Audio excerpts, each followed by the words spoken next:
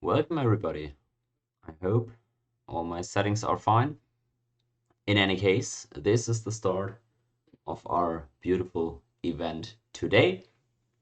So just to give everybody a quick recap, I'm now a moderator of the CIV3 ladder community, meaning that I'm one of the people who's responsible for settling disputes regarding our rules in CIV3 multiplayer online play. So yeah, and of course, by the nature of that role, oftentimes I encounter drama in the community. So what better way to tackle that than an open discussion forum? So this is exactly what this is going to be.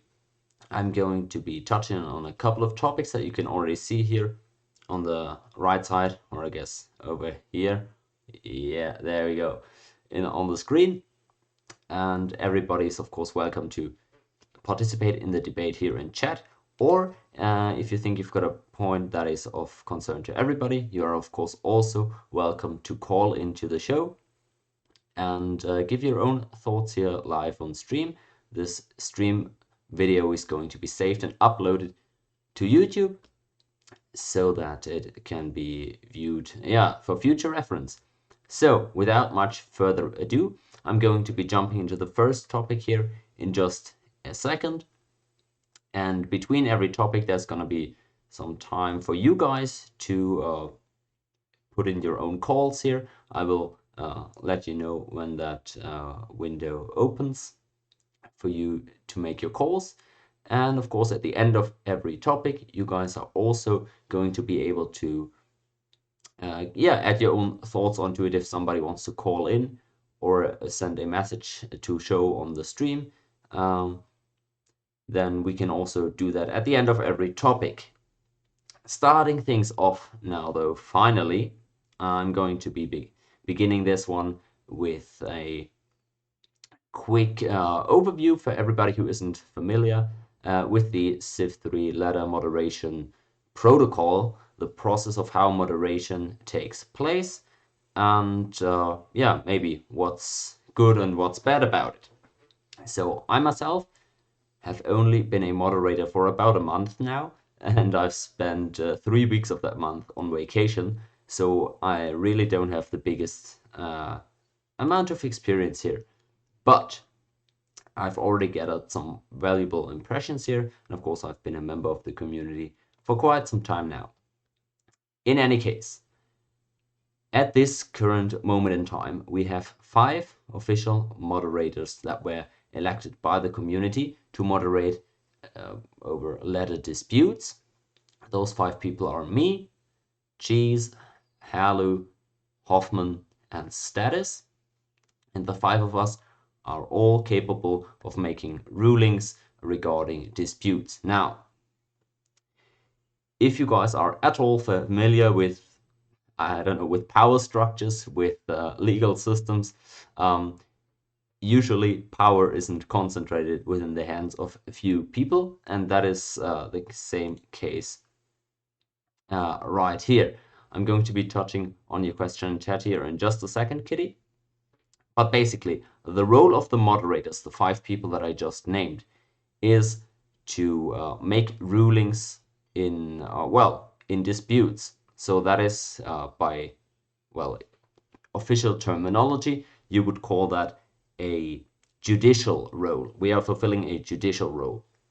That is important to say because sometimes people do get confused. The moderators are not making rules. It's not a legislative position.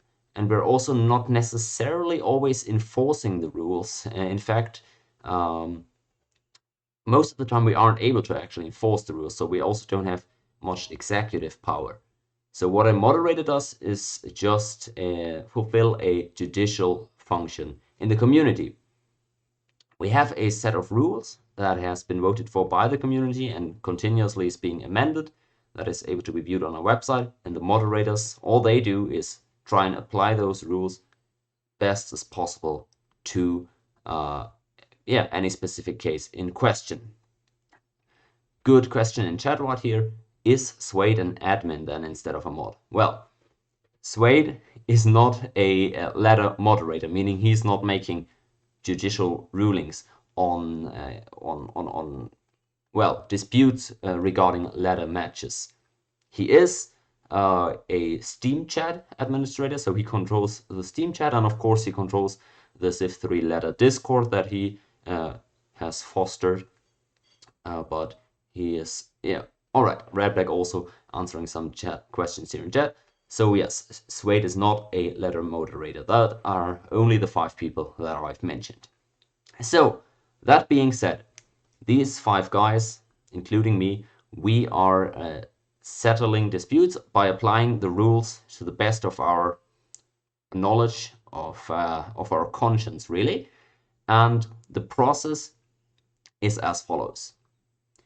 Usually, what we are ruling on is whenever a member of the community brings a concern up to us. Most of the time that is regarding quits, when people are reported for quitting in games, but it can also be all sorts of behavioral stuff or some murky gray areas that maybe aren't covered by the letter of the law and the rules. It can really be any infraction of ladder behavior.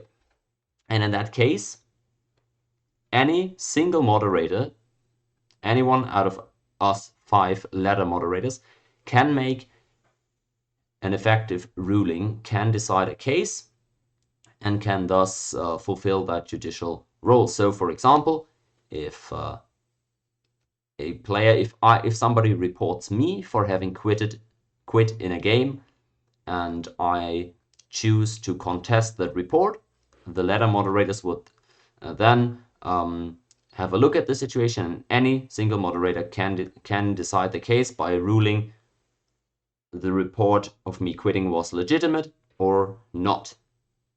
Now, what has happened, especially in this last month, since we've expanded the number of moderators to 5 people now, what has tended to happen is most of the time moderators start conversating with each other, sharing the data they've gathered about cases, and asking other moderators for opinions. And this is what sometimes confuses people. It is not necessary that all the moderators are in agreement over every single issue. Every single moderator is allowed to make a ruling. We are working on the formalities of introducing an appeal system, and generally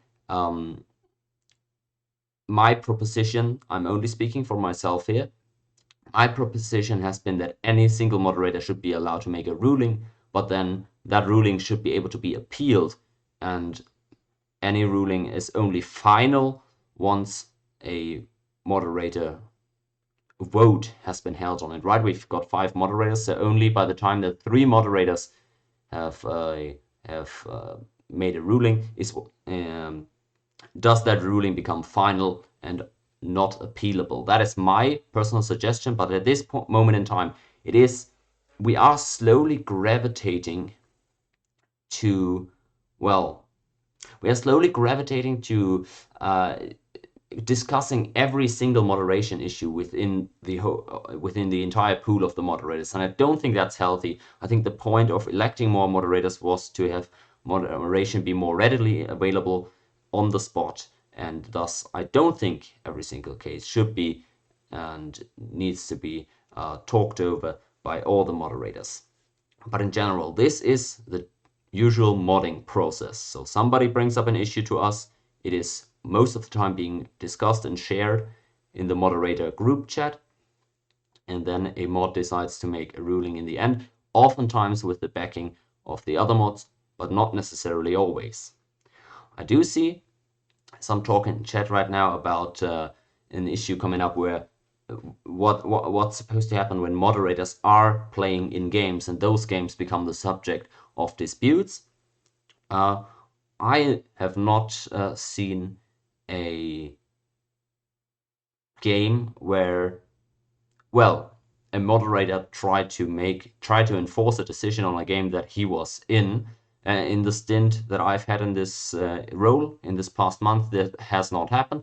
And in fact, now that we have got 5 moderators, I would deem it highly unlikely that we would ever have a game where all 5 moderators are in a game at the same time. So in that case, I'm not really all that concerned with that, right? Because usually a moderator will recuse himself when he's involved in a dispute, and then we've got more than enough moderators left over to rule on the matter. So, Kittey has asked a very interesting question regarding this just a few minutes ago. Kittey asked, what's the process for recalling a moderator? So I assume what she means is, how does a moderator get forced down from his position? And generally, we don't have an official way of doing that.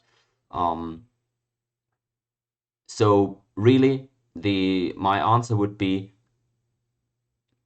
I heard of something like this happening with Abby Manu, actually, that he was the Chelsea. Yeah, I'm sorry, Ava. I'm wearing the Chelsea hoodie to demonstrate how utterly incorruptible I am.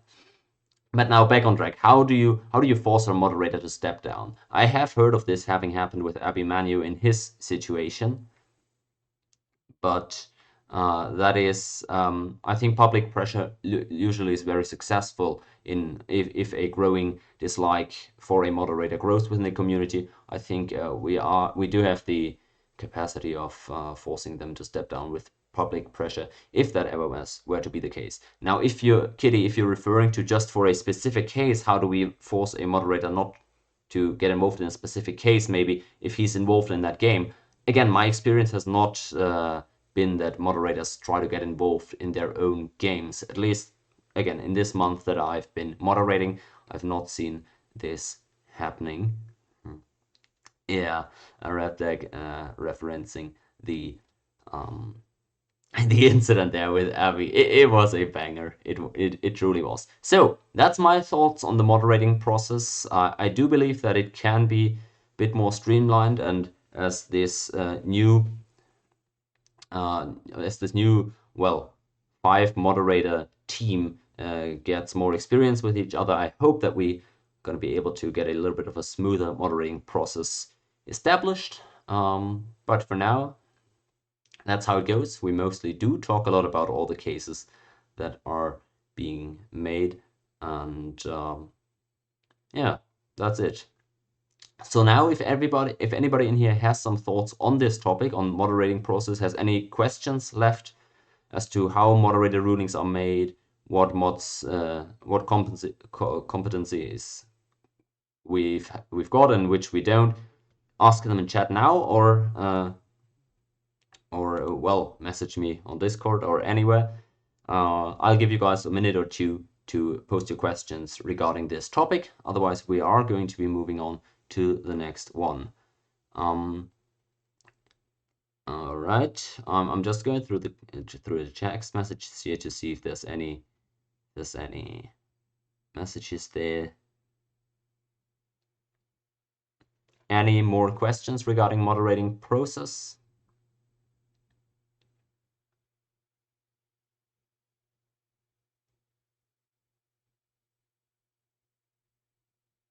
Claudia 118 and Chicken 118, both being in the same color, is also very, well, very helpful. Thanks, guys. You're really making it easy here. Okay, it does not seem like this. Can there be an official appeals channel for people who get banned from chat? So, ladder moderation and Steam chat moderation are separated at this point in time. So we are not responsible for who gets access and who gets denied access from the Steam chat. But my personal thoughts on that, if you're still interested in them, is that absolutely you should be well, you should have an outlet for people to discuss their cases in Steam chat ban situations. There's literally nobody better than me to speak about this, by the way. I've annoyed people for months relaying Green Man's messages to the Steam group after he was banned, because I do think it's important to have at least clarity on what exactly the ruling is, why rulings were made. But again, I'm not, I don't have any power regarding Steam chat offenses. That is not my field of of moderation. Exactly. So I just want to clarify that once more. Steam chat and any punishments regarding to that do not equate to ladder punishments such as ladder bans, boxes, quits being assigned. So if somebody is being kicked from the Steam chat group, that doesn't mean that this person is also prohibited from playing ladder games. Those are two separate rulings, two separate instances that would have to both be announced officially in order to go into effect.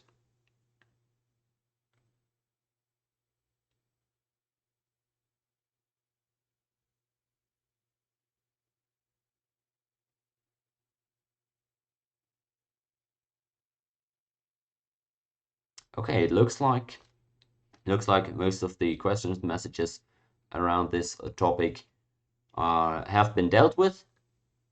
So unless anybody wants to get some last-minute remarks in towards the moderating process, I would move on to the next topic. If anybody right here in chat has a topic right now that they want discussed at this very moment, please send me a message on Discord. Otherwise, I'm going to move on to topic number 2 on my topic list here, being the Steam chat, which would be a very smooth transition by the fact that, well, it's already the topic of the chat discussion here.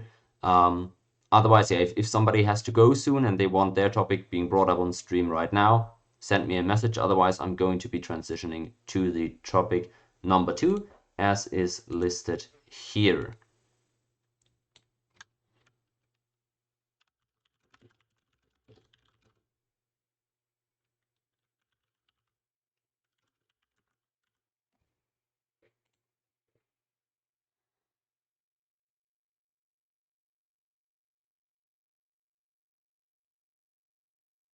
Quick question in between. My opinion on Chelsea implementing a 4-4-3 system. Well, I would say that typically you tend to fare better playing with a goalkeeper. So I would not advise them doing that. Me having a long and illustrious goalkeeping career here in Germany, I gotta say, no. Goalkeepers, most important players of any team. And in fact, I used to be I'm still a huge Petr Cech fan. So, yeah, biggest Chelsea legend ever, as far as I'm concerned.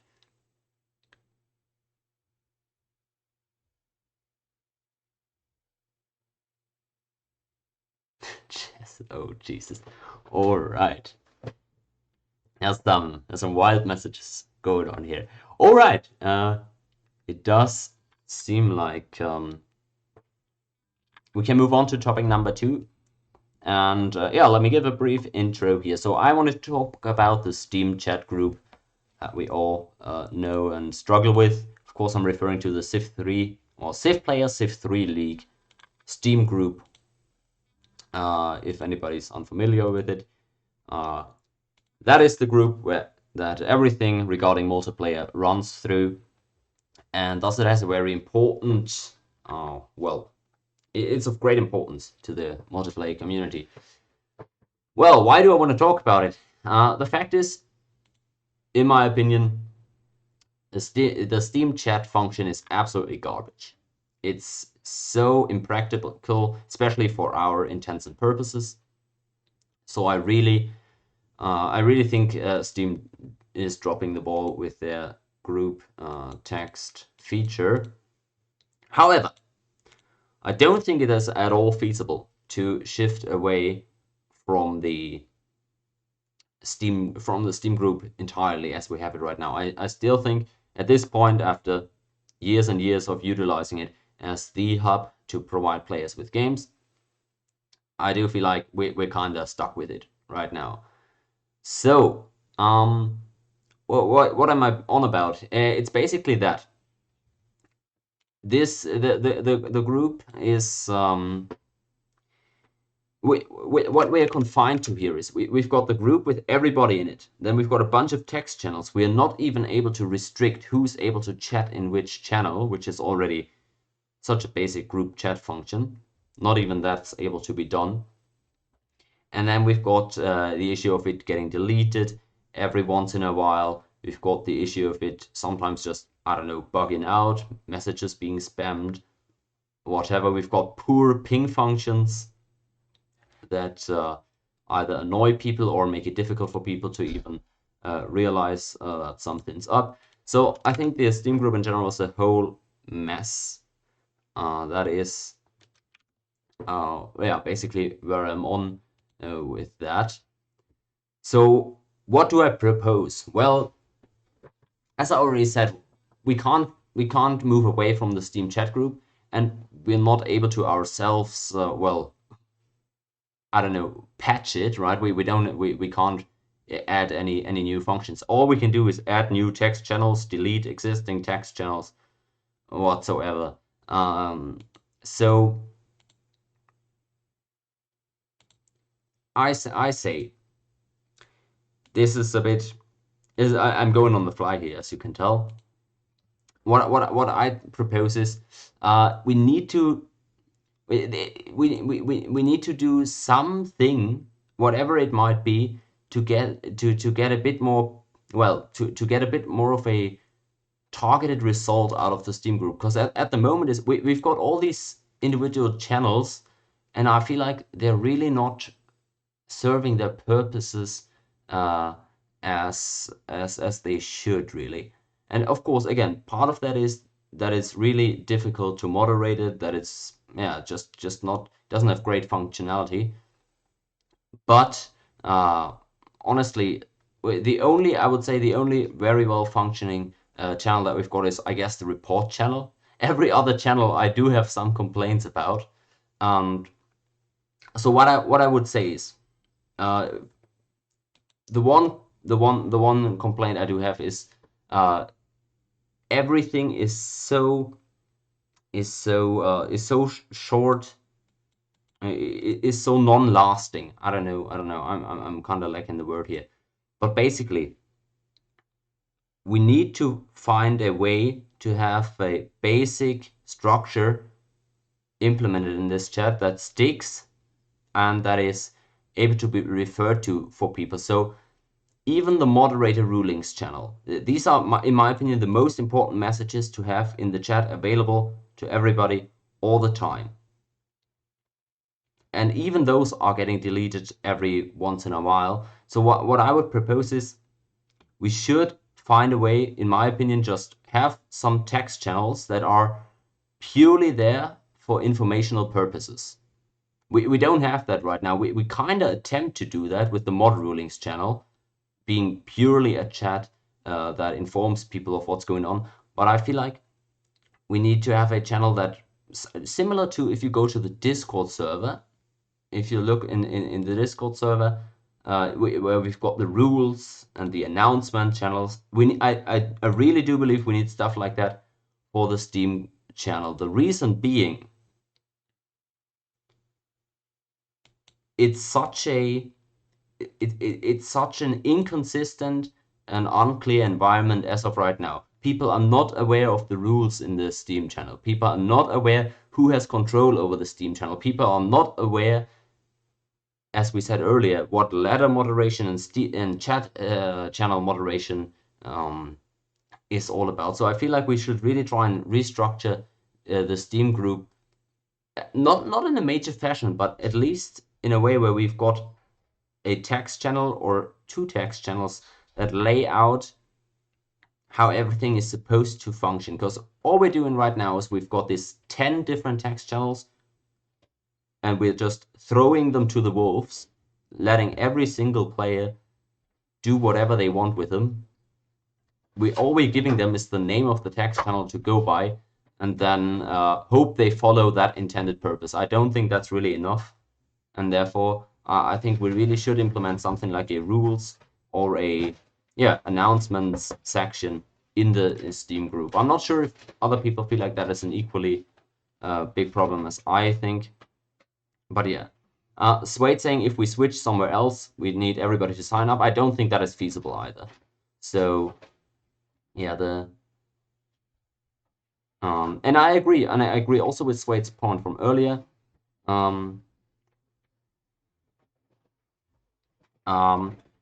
I agree with his point earlier saying that Steam has a very obvious functionality being you already play Civ on that platform, so it's very easy to have the chat forum be on the same platform. I don't hate it. I don't hate its existence and its well, I don't hate it being Steam. I just think it's in a very iffy state as of now. And I do also agree that the drama den was a very valuable addition. But even then, I feel like what we should be doing is create a rule set, have that be on permanent display in the Steam group, and then enforce that very radically. Because right now, people are chatting in all sorts of places, conversations are getting derailed, stuff is posted in channels that aren't really meant for them. I don't mind having all these channels like scenarios, tournaments, orb, clan chat. These are all fine to have, but I feel like we should really be doing something in order to guide the chat conversations where we want them to be. And I hope in that manner we might be able to create a more clear picture of what's going on, especially also for new players. Like imagine joining into this Steam group. Somebody sends you the link. Somebody says you got to join this group if you want to be playing multiplayer, and you join into this thing, and what's going on there? You've got a home. That is the text channel you come into.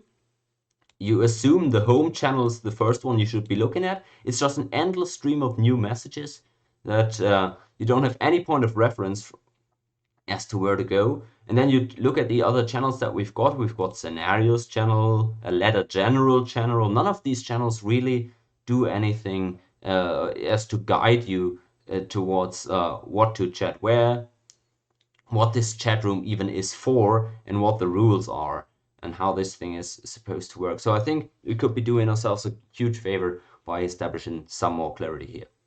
Any more thoughts on this? I know I've rambled a ton on this because I didn't really have my thoughts sorted in advance. But yeah, feel free to add any more thoughts. Discord is very superior in terms of a chatting forum, is what she said earlier, but I don't think it's feasible to switch to it fully.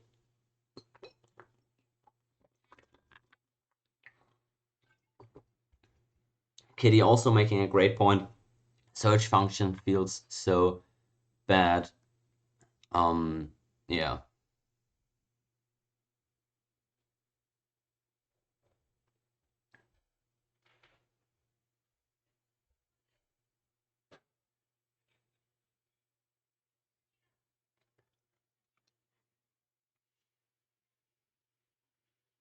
All right, looks like I've covered all the comments regarding the Steam chat.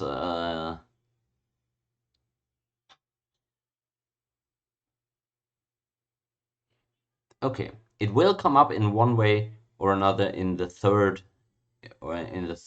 topic here, but it looks like everybody's given his thought.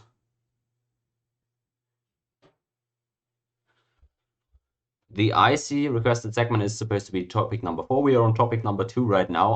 Ironclad has sent a lot of concerns here, so those are going to be the 4th topic here. Looks like we're done with topic number 2 though, so I'm glad to move on to the next one. Again, I'm asking once more, before I move on to topic number 3, titled Drama, does anybody have an urgent topic that needs to be brought up right now? That they want to call in with or send me a message about, then you should do that on Discord. Otherwise, we'd be doing topic number 3 next here. Again, if you've got If you don't have so much time left, you want to get it done right now, then you can let me know on Discord. You can call in now, or you can just message me a topic that I should be discussing right now. I'll give you guys 1 or 2 more minutes if you want to do that. Otherwise, we can do that afterwards, and I'll be transitioning to topic number 3.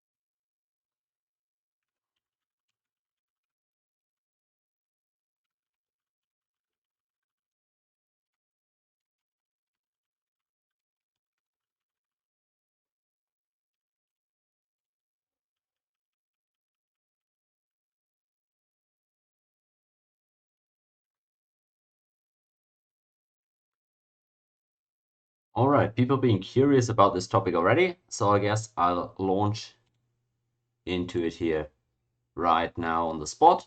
So for this one, let me pull up a quote real quick. The message that I got from Riva. I think it's quite fitting. He didn't title his message this way. I just wanted to discuss community drama and diversity, and I thought Riva's message fit into it quite nicely. So I'll just start out by reading Riva's quote. You can read it on screen yourselves, but I'll read it out once. Riva sent to me a set of 3 questions. Do we have the right balance between antisocial behavior and maximizing number of players and games? Should we have stricter protocols to provide a more friendly and welcoming community of games?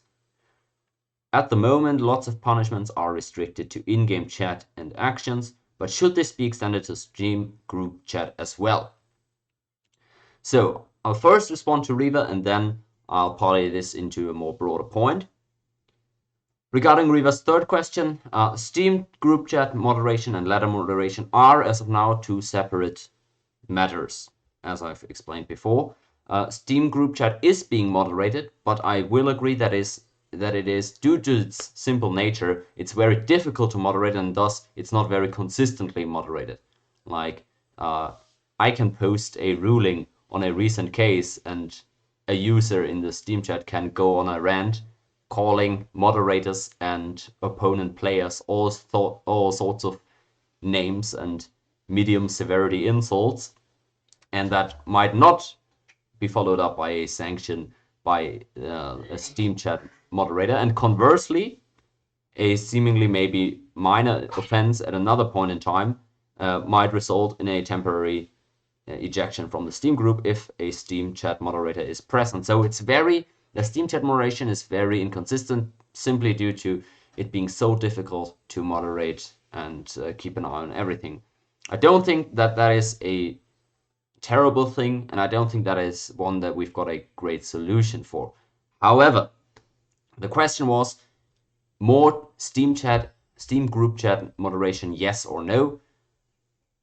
And I feel like, personally, the Steam chat is the one area where you've got pretty good control over what you consume in our community. You've got the block function, you don't need to read every single channel, and thus I think Steam chat is pretty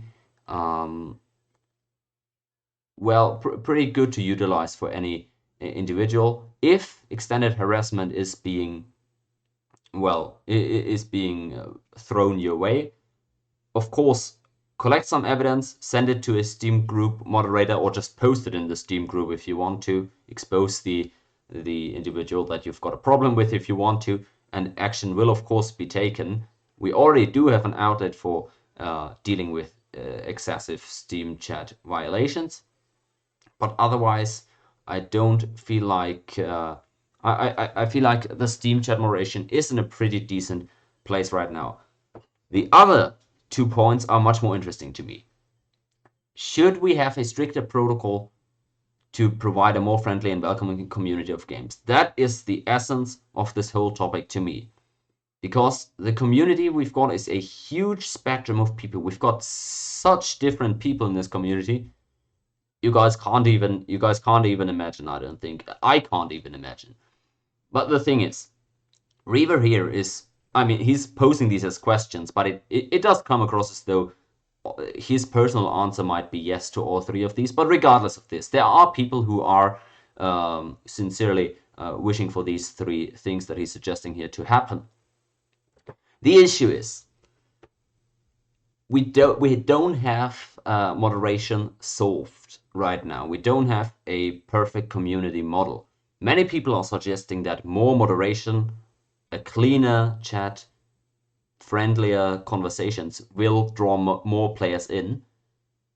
Equally as many people will argue that more moderation, more restriction on speech and behavior will drive people out of the community and cost us even more players. Regardless where you fall on this spectrum of debate, you gotta acknowledge that there's a sizable amount of people on the other side of that spectrum, and I don't think that either solution has been proven to be the right one. Now, what we can do is enforce the kind of atmosphere that people in the Steam chat have been voting for. People voting for more moderation, for cleaner chats, for more sanctions is a good indication that they want a more, well, just a cleaner community in that sense. But we got to be careful because we don't know that that is really going to drive in so many new players. And while I do think that people are absolutely right for saying that insults, drama, aggressive speech drive out a good chunk of players that might otherwise be joining the community, I also have to point to the fact that other issues are costing us, I think, more players than this one. It's kind of like when you're combating climate change and you're suggesting introducing a tax on gas or something. And that's a really good idea. I don't know, in order to limit gas consumption, whatever, you drive down toxic gas emissions, whatever. But you also gotta acknowledge that that is just a portion of the problem. So ideally, you wanna tackle multiple of those. So I think if people are really concerned with keeping this community alive, trying to get more people to come back in here and new players to join, I think we should definitely, regardless of what we do with the moderation issue and the friendly environment, regardless of what we do with that, we should definitely make it the biggest priority to encourage new players to join by guiding them to the right places, that being the Discord server and the Steam group. When people join our lobbies, random people in the multiplayer community, I'd say 60, 70, 80% of the times, no person in the lobby feels compelled to guide that person to the Discord or the Steam group. There's a select few people in the community that will do that, but honestly, those are the people that we got to target. So I think that is, in my opinion, the bigger problem prohibiting more players from joining right now is it's not really a number one point on people's agenda to try and be welcoming, help new players to get in. So now for the last point that Rivas mentioned here, actually being the first one in his question, the right balance between antisocial behavior and maximizing the number. So I wanna just say this real quick, and let me just double check that I don't plan to say this later on in Ironclad's portion of the video.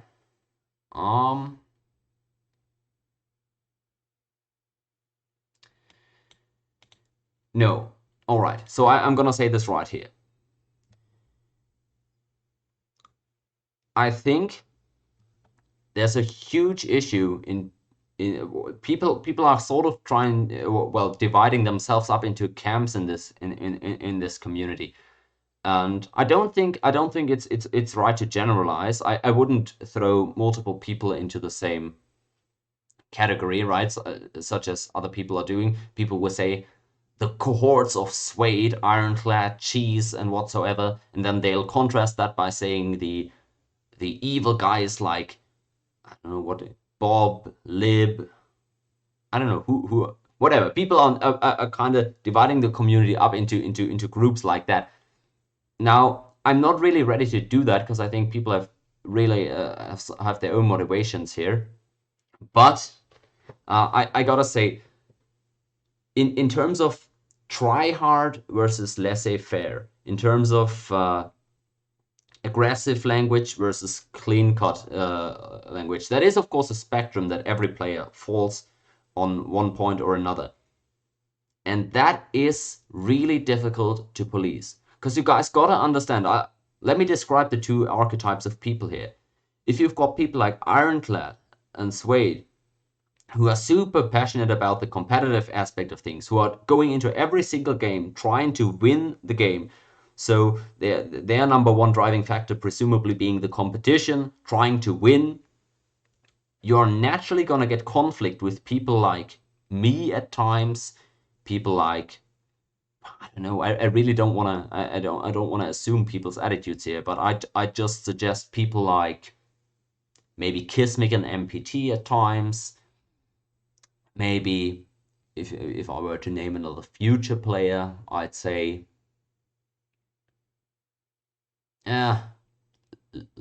it's difficult. I really don't want to. But basically, if you've got the super competitive type and you throw them into games with people who are really just there to try and pull off their own like silly strategies, try to play their own game, can't be bothered doing the math about micromanaging everything, who are really just there because they like the game of CIV3 and just playing some fun CIV3 is their number one priority. You're gonna get conflict there. And then when you throw into the mix the spectrum of toxic language versus clean cut language, when you throw in the spectrum of people who want high moderation versus people who want no moderation, it's so difficult to get all these people united into one group. So I don't know, if imagine, I don't want to accuse any single person of being this type of guy, but if you just imagine like a guy 40 years old, he's working a normal job, he comes home in the evenings, just wants to play some CIV3, such as other people in that age group who might be grabbing a few drinks with their friends and, I don't know, playing fucking darts in a pub or something.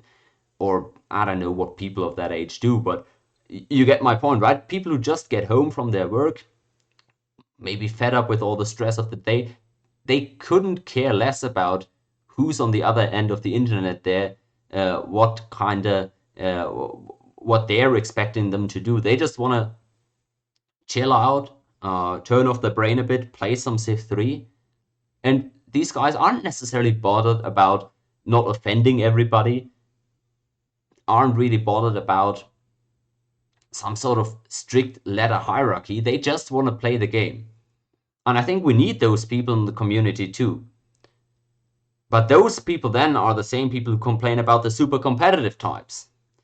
And then the super competitive types are sort of the ones who sustain the ladder, who push for our whole rule set, for a whole hierarchy existing in the first place. So a long story short here is, I want people to understand that we're not going to be able to satisfy all these types of people because we really have such a specific community of individuals, really. We're not going to be able to unite them and make them all happy under one rule set by its nature, because people are going into this thing with very different goals. So what the solution there is, to me, is people find majority support for the solutions that they want. So if Reva is, for example, suggesting more behavioral policy, policing behavior, we can do that, but only if there's majority support for it. But also do consider every rule that a majority dictates onto a minority might cost some players in the end. So I generally, what I would call for is just, I don't know, more compassion, considering what other people are doing in this community and for this community a bit more than maybe is the case right now. I don't think we're gonna solve the toxicity, the disagreements that we've got by introducing a ton of new rules. What we can do is, of course, tone down the language. That is very easily enforceable. But it all comes at its cost. So that's what I want to basically leave guys with.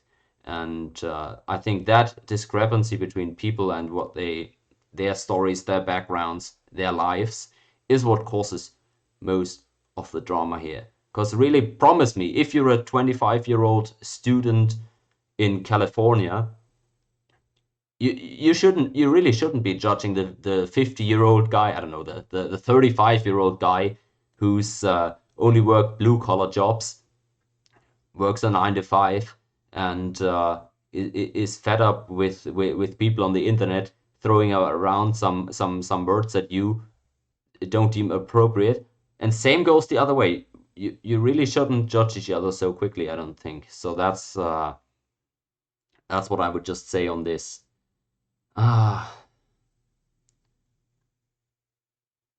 Cheese is bringing up a good point here, and I want to say this last thing as well, because Cheese is saying they are choosing to play in a competitive ladder environment. Well, I would say yes and no. They're choosing to play CIV3 multiplayer. They see the only way of that being possible being to join this competitive ladder environment. And of course, if the people who wanted to play casually without all these competitive rules and behavioral rules, if they were in the majority, then they could of course just vote the hyper-competitive types out of power. And this is the one thing where I gotta side with the Suede end of the spectrum. The reason that Suede has the most influence over this community is not because he's like the most power hungry, the most, I don't know, manipulative, the most people savvy. It's not like he's got some sort of, it's not him the person that makes it so that things generally in this community run the way that he maybe, well, directs them. It's the sheer fact that he does the most. He has the biggest part in bringing people into this community. He's the face of the community, and it's, again, anybody here can take that spot from him. I've taken a slice of that spot, right? Every time Rabdeck or me start a stream on Twitch, there's a chance that a new guy comes in, and to that guy, we are the face of the CIV3 multiplayer community. I've had people in my stream having never heard of CIV3 multiplayer, and every single one out here watching, every single one, Lib, Bob, Ironclad, Ronnie, I don't know, I'm throwing random names out there. Anybody who has got a problem with Suede's huge influence here, you can take a slice of that cake, you can take a slice of that influence by doing anything really to advance this community in some sort, in some way, shape, or form. Because I've done it. Like, believe me, there's people in this community that for some reason or another feel more loyalty or whatever to me than to Suede. And I don't even like that, by the way. That was at no point in time the intention behind me, and for that matter, probably behind Suede, doing what he's doing and what we're doing for the community. It's a byproduct of it, and so that's why Suede's more competitive side is the one that at this moment influences the ladder, its rules, and the entire environment a bit more than the types on the other side of the spectrum. It's just that Suede literally forces his stamp on a bigger part of the community by simply doing the most for it. And again, I think that is a completely passive, well, how to say this? It's not intended. He doesn't do this to have control over people. He does this to play some CIV3, and I do the streams because I want to watch some good CIV3, and that's literally everything behind it. But that's also the reason for why some people in this community seem to have a bigger influence and whatnot. So again, that's like one complaint that none of the of Swade's enemies can levy at him, that he's just being power hungry. No, he's got the power because he literally did stuff for it. It's not like it's really not like he's just some he just bought his way in or whatever. No, he did create the absolute massive biggest part of this community came in from him. So you can still accuse him of being power hungry and ban happy. That's characteristics that he could or could not have. The point is that that is not why he's got the power. He's got the power because he did stuff for it, and he's working every day to well, enhance the community, get new players in, or simply keep the games going. So that's where I wanna rest this topic at.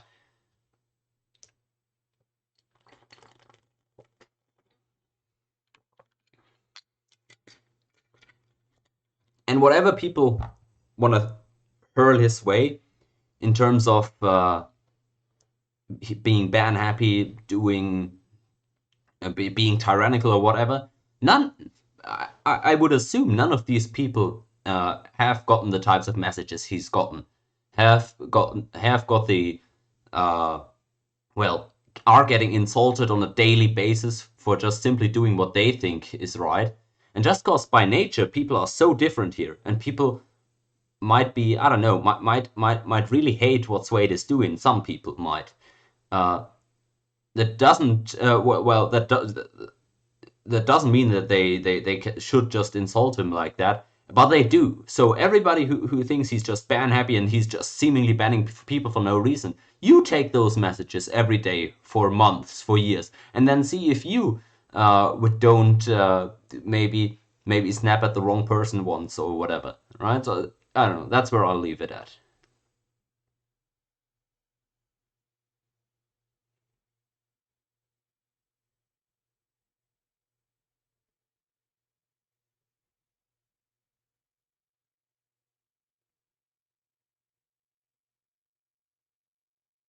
Yeah, same thing for Lib, by the way. You streaming, same thing as me streaming or Rapdex streaming. Same thing. That does a lot. That does a lot, I gotta say. All right, that's the third topic that I prepared coming in here. The whole drama stuff. I do think this is an unfixable issue. Consists well just by the nature of the community being so individual driven and well, yeah, so diverse that we're never gonna get harmony here, and it's always gonna be discord. And I also gotta say, if people want to fix that, the best way is to put in more work themselves. To in that manner, they're gonna be able to also gain a bit of influence. I can do whatever I want in the tournaments that I host. I can use whatever rules I want. I can run them however I want. And everybody who does something for this community in his piece of the land, in his work, they can apply and foster whatever environment they want. So yeah, change the community by creating yourself, not just by yelling at the crowd. Is what I would suggest people doing. All right.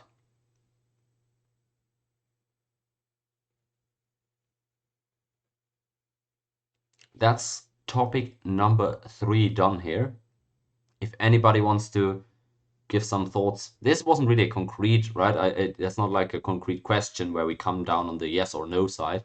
Maybe we do on the Reaver thing, on his proposition of having stricter protocols or Steam group chat punishments for offenses. Maybe if somebody has some concrete opinions on that, feel free to drop them in chat or message them via Discord.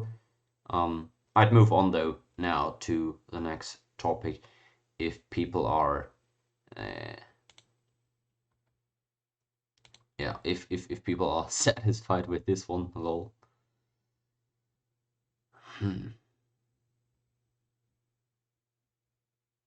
Antiquity doesn't like anyone. Okay, that was. I'm glad we got that one out as well.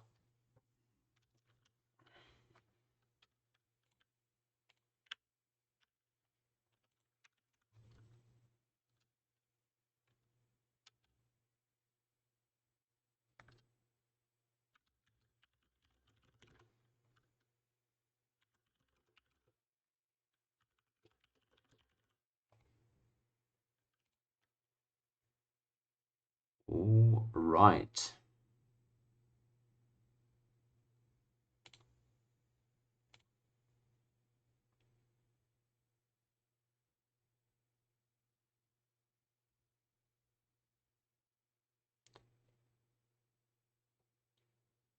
Good point, Cheese. That is a really good point. I do think some people do come in here, some people who might even be watching the stream right now, come into the Steam group expecting, wanting, and being entertained by seeing some drama and even instigating it themselves. Some people do enjoy that. But the thing is, I mean, I think most of it's really funny as well, by the way, especially the parts where it's no insults being thrown at each other. But you gotta think about, like, you're playing with real people there who are taking this stuff seriously. And especially when people are talking about stuff like putting hits on other people and yeah, just using excessive language and yeah, portraying the overall community in a negative light. Absolutely what Cheese is saying there. It's absolutely a valid point. Drama does is not always unintentional, but most of the time a net negative, I would say.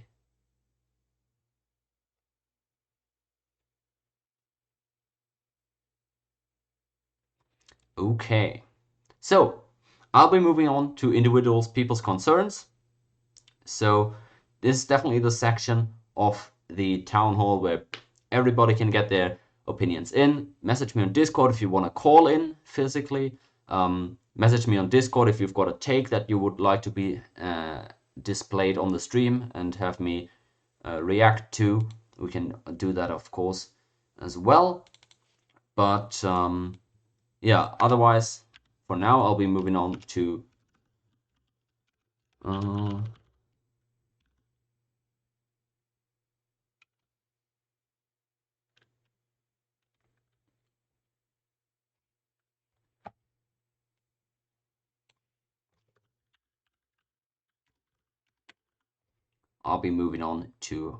Ironclad's concerns.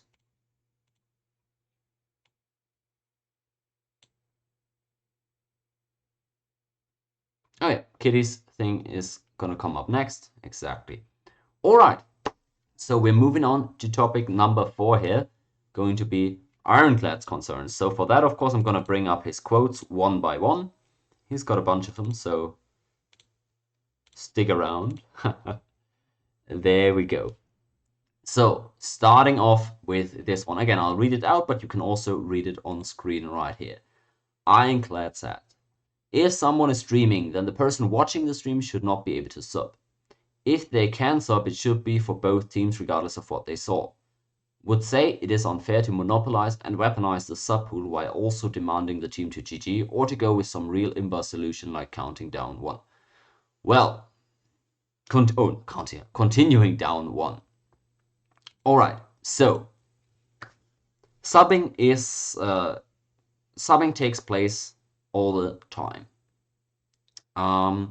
That is, of course, never going to change. We're always going to need subs for games, and thus every single game that is streamed potentially takes away from the sub player pool. Now, this is a little bit of a difficult topic here from Ironclad, and there's definitely merit to it. My position going in here is that I think banning streaming altogether should be like the absolute last resort. Streaming is really important and valuable for the community, I feel like. and putting a huge delay on the stream is also quite harmful, I think, because again, it is a legitimate outlet to get new people into the community. Suede's YouTube channel is probably still by far the best outlet, but I would say streams and then just having lobbies hosted where new people join in the online, in the lobby section. Those are two equally effective methods of getting new players. You don't get a lot of them, maybe like one player every other week or something like that, who even potentially could have interest. But I think that's valuable to us. So banning streaming outright, not really an option for me. Absolutely, Kittey, echoing that sentiment here as well. And I'm glad that we've got some more and less active streamers in the community on multiple platforms. That is very valuable, I think. Now, Ironclad's point is valid though, because typically what we've said is you cannot sub in a game if you're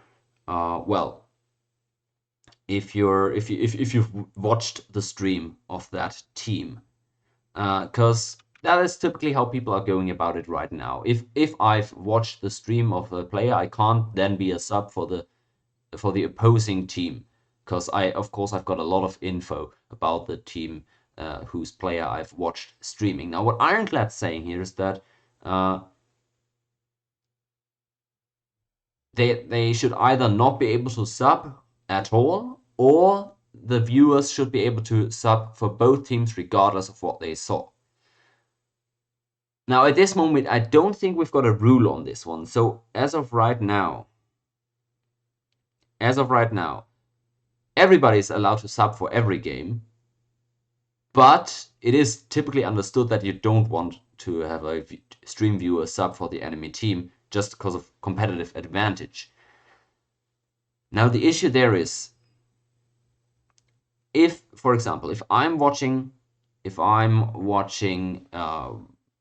Rabdek's stream in future, and then Ironclad needs to get subbed out, I would of course be a viable sub for Ironclad. So if I offered to sub for Ironclad, the enemy team would have to accept me as a substitute player because I'm lower elo than Ironclad.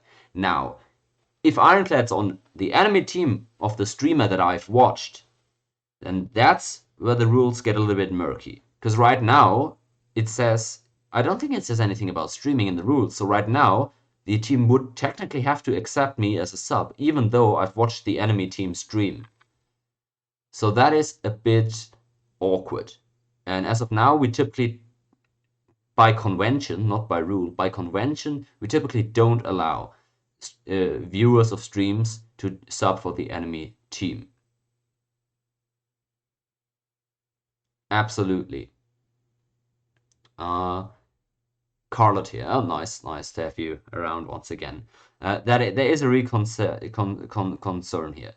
So, yeah, I would also be interested in Ironclad elaborating on the point. But there is I see the loophole that he's referring to. I see the issue there. We are restricting the subpool with every stream that we are launching, and of course it can be a little bit weird.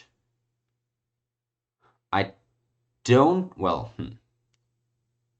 feel like there's multiple ways to go with this. I'm just giving my thoughts here, so whatever I say here is not official policy. We could make a rule saying that all streaming is allowed. Everybody watching a stream can still sub for any team, and he has to be accepted as a sub if he meets the elo requirement. We can say that. We can make that official policy, because streamers can then just choose to stream only with delay, or not stream at all, or not stream in Discord. But I don't really like that. I think that disincentivizes streaming, and it opens up for very, well, just abuse of the system. So I don't really like that. On the other hand, what we can do is say, no, if you've watched the stream, you've got to disclose it, which is already super murky to enforce, because we can't have any proof of knowing who watched which stream, at least not on Twitch. So we can say, no, if you've watched the stream, you can't sub at all, or you can't sub for the enemy team. We can make that official policy. And I think we do need a rule here in some way, shape, or form. So whatever rule we end up going with in the end, we're going to have it be approved by the community via majority vote. And I think we should try to, whatever rule we make, not discourage streaming from happening.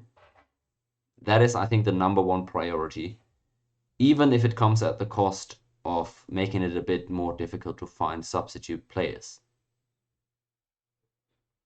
That's my stance on this currently. I think it is unfortunate when you don't find a sub, or you find a bad sub, or you're forced to play on with one person down. But I don't think it should come at the expense of streaming, because there's only going to be such a tiny percentage of subs that can't sub because of watching a stream, as opposed to making it so much more complicated for streaming to take place, or so much more stuff for streamers to worry about. I don't think that's a worthwhile trade-off. So whatever rule we go with, I would suggest not putting a bigger burden on the streamers.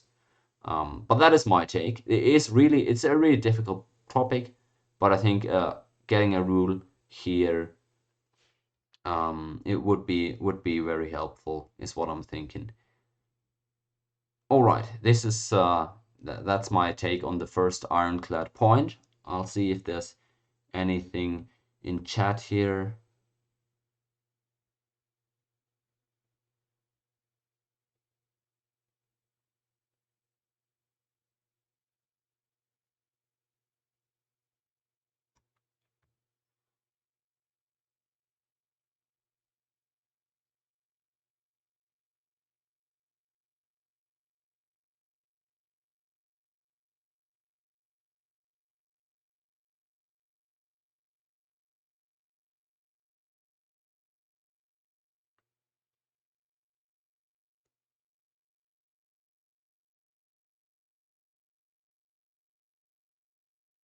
All right, people have given the thoughts in the chat here. It is sort of a polarizing topic. The last word's definitely not spoken in this matter, but it's a good point to raise by Ironclad. He's always been one to argue about streaming, but he's definitely got a point there.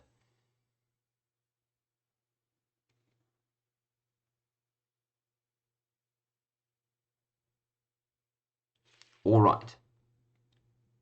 I bring up Ironclad's next point here then. Oh, well, maybe before I do that, he keeps saying monopolizing the sub pool. You're saying if you're streaming, you're taking away subs from the enemy team, but they can still sub your team. So you're monopolizing the sub pool for your team. Is that the point you're making? Because I don't know that. I mean, that's technically true, but the opponent could also just stream and could also get viewers who then can't sub for your team. And of course, that doesn't make it any better, but I don't think any specific team has an advantage just by the rule of this nature.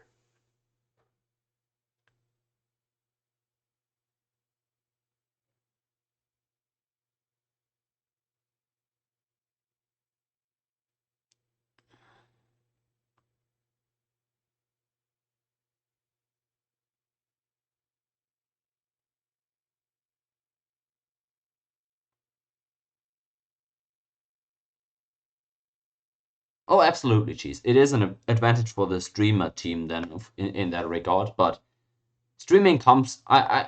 Nobody will ever convince me that streaming comes with a net advantage over a net disadvantage, at least under the current rule set.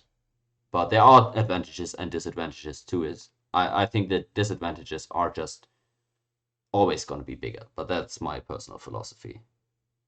So yeah, we need a rule on this one. This point by Ironclad is good to be brought up, and is not settled sufficiently at this point in time. Structurally fair, I guess, is what I would agree with Cheese here. Yeah, I don't think monopolizing the subpool is an issue that any one team can leverage over the other one usually. All right, moving on to Ironclad's second point, and that is, I'm not sure you can even read that, so I'm going to read it out loud. Ironclad's second topic here. Something needs to be done with the lib and game ruining. He knows people, me, MPG crew, few others, refuse to play with him until he fixes his attitude, and of course this weirdly makes him even more mad because he feels rejected. Because of this, he joins with alt accounts under Abby, Carlet, or Prospector Love, Clown, Lothar, Halu, etc. We realize it's lib after we launch or in the second stage, forcing us to rehost. He wasted my time multiple times impostering, and mods are doing nothing about it. Like, I just want him to not join my games, and if he does it, it has to be under libertarian, so I can know and exit or remove him as a host. Not hard for me to do the same thing if this childish behavior is actually allowed. Have you tried to get the advice of a veteran game director like Bob? Bob has methods to stop this, and when he was around, he put a stop to Lib's behavior. Anyways, any plans to rectify this? So basically, I'll break this down to a very simple, to the essence of it. What do we do about people impersonating other people? Is it a huge issue right now? Do we have to be more tough on it? Do we have ways of being more tough on it? Now, there's two sides in this. There's the official side, and then there's my personal opinion. So I'll give my personal opinion outright. I think impersonating other people is the lamest, most dishonest, and one of the most destructive offenses we've got in this community. And again, this is a general point. I don't want to single out Lib. I don't want to single out anybody here. I'm just putting that out there. Impersonating is one of the is in my opinion the lamest thing you can do, the most destructive thing, because it takes away from the essence of our moderation principle. The essence of a moderation principle is always try to settle disputes among each other first. Give people the choice to play with whom they want to play and don't want to play. So I fully share Ironclad's concern here, personally, that it needs to be clear who you're actually playing with. And if somebody doesn't want to play with you, you ought to be a man and accept that, and not try and get around that, because that's really just, I don't know, that you got to own up to your own person, right? The reason they don't want to play with you is because how you as a person have carried yourself and have portrayed yourself. So if you take on a different name, try to act differently, and try to get into games that way, you're giving up yourself as a person. Better, like, if you really think your behavior is the problem, change your behavior. Don't change your name and create a new person. That's my personal stance on the thing. Now, the official stance here. I've mentioned that in the topic number 1, so you can go back, if you're watching on YouTube, can go back in the video to topic number 1. Moderator rulings are purely judicial affairs. Moderators rule, and they speak a verdict, but we don't have executive powers for the most part. And we're not supposed to be an executive body, as I understand it. So what that means is that I personally don't feel like I'm tasked nor equipped to enforce the rules that I'm ruling on. I just speak the verdict. I'm just the judge. I'm not the policeman carrying you to your cell. As in most primitive societies, pre-civilized societies, the plebs, the people, are usually the executive force. Even if societies are civilized enough to recognize that they need some judicial system, some judges, they need some order, it used to be for a very long time the people who always carried out those verdicts. And that's for the most part how the CIV3 community works too. So no, I have not tried contacting Bob or any other person to help me enforce people who go incognito and stop them from smurfing or from impersonating others. I have not gone to lengths because I don't feel like I'm tasked to do that. I'm just tasked with doing the ruling. And the power that I have is that if somebody goes around the ruling and tries to evade it, we can put another ruling on the basis of that and yeah, scale up the punishments. But that's the only power that I feel I've been invested with. So no, I don't feel like I'm going to be, as of now, scaling up my involvement in tracking down and preventing smurfing and impersonating. That's my stance on this, based on the official standards that we've set.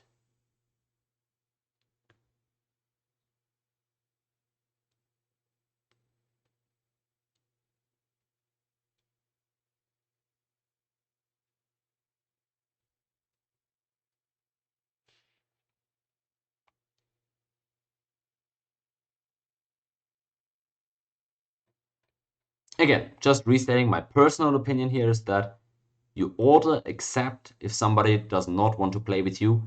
It doesn't matter shit if you think that their reason isn't a good one or a valid one. It doesn't matter. If somebody doesn't want to have anything to do with you, accept that and go your way. Find your own way to doing stuff, but don't get involved with people that don't want to be involved with you. Don't do that. Imagine doing that in real life. Just imagine that for everybody considering impersonating or smurfing. I've considered smurfing simply because I felt like I got rated a little bit too high and I wanted to have fun playing some casual games, not think at all about what I'm doing. But I never did it because I want people to know who they're playing with. And I don't want to fake an identity because that's just so unfair to these guys. They want to know who they're playing with. They don't want to waste 2 hours of their time just because it turns out they're playing against a way better, a way worse, a way different player than they expected. So no, don't do that. Imagine doing that in real life again. It's just so weird. If some people reject you, they're not worth your time, you trying to build a whole alter ego or pretending to be someone else. No. Again, I don't want to see that.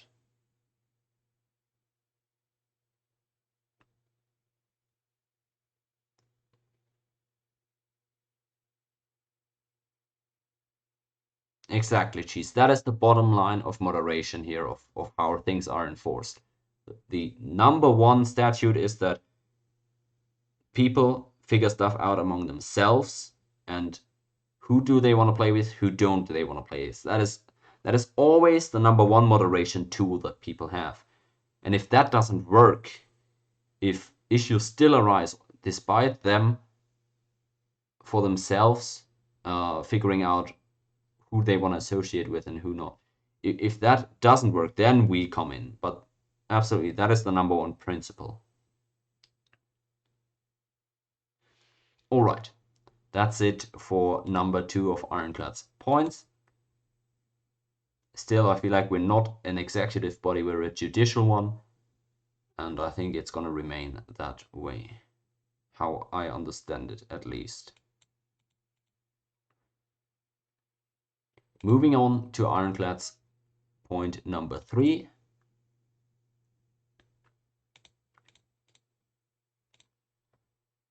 Alright, I'll read it out once more. It's not as long as the previous one. Ironclad says, if only 4 mods to 2 mods are present, then they should hold a vote instead of waiting forever. If there is a tied vote, then Cheese should decide because he has the most votes, plus he is the least logically flawed of the mods. The head mod, I guess. Sometimes you guys take forever, like still no response on the 2v2 cons game, which was an obvious elo scam perpetuated by the defendant of my client. By the defendant on my client, referring to Carlos and Bob in the 2v2 case. Alright, so I think that's going to be a rather quick one. We've settled that 2v2 cons game just today, I believe, so there's that.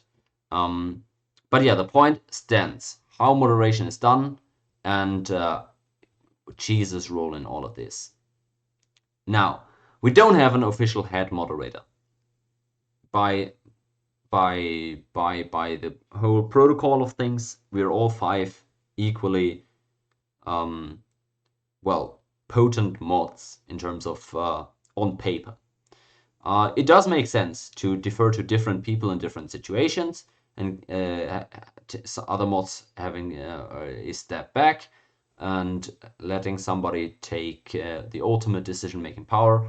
That does make sense. There's no official rule as to, cheese, for example, having ultimate veto power or anything, but I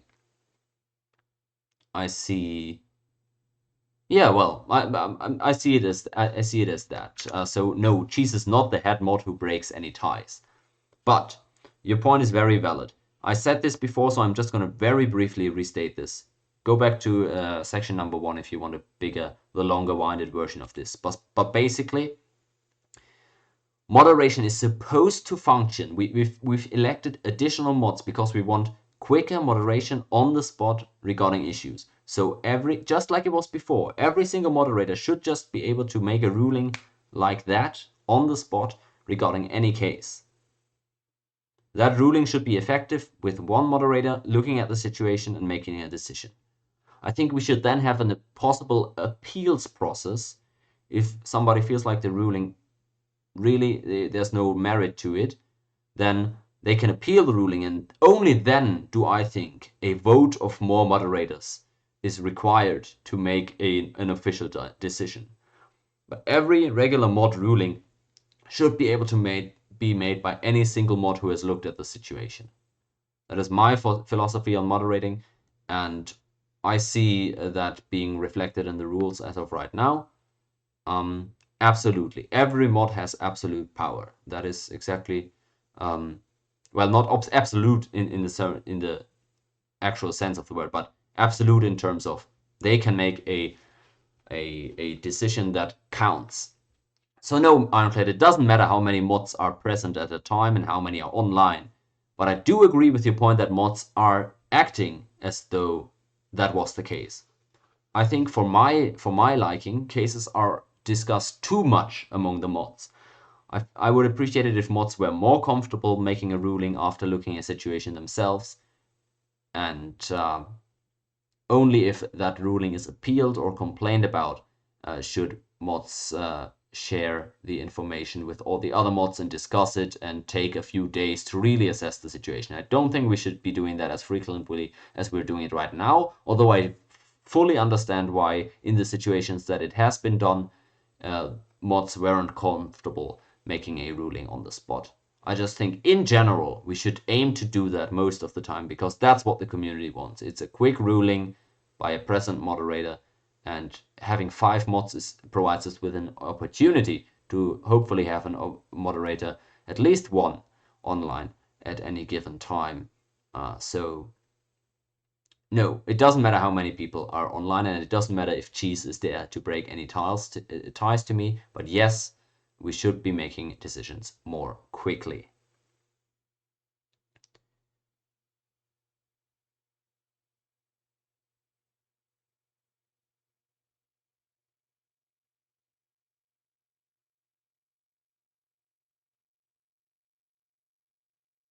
All right. If there's any more thoughts on this specific thing, post it in chat now. I think it's been sufficiently answered. Is anybody wanting to elaborate on this? Feel free to do so.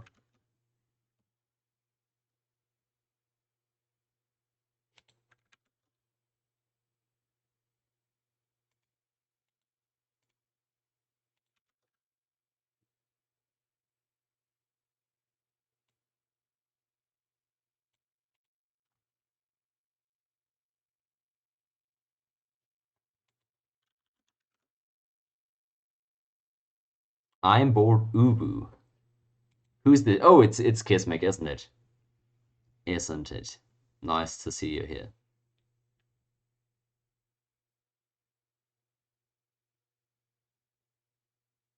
Yeah, all right. So I'm moving on from this point here, from Ironclad. Your point, I got your Steam message, Kismic, about some rules that need to be clarified. I've gotten a few messages in the past hour saying this or something comparable. So I would consider. Well, actually, let me see how we go about this best. So, I would say it like this. I will touch on this point as point number 6. I'll see in what fashion I'll do that. I'll go through Ironclad's last point and through Kittey's 2 inquiries, and then as point number 6, I'll address that whole rule shebang. Let me actually put that up on screen so everybody can see where this is heading. So we've got, got Ironclad's concerns right now.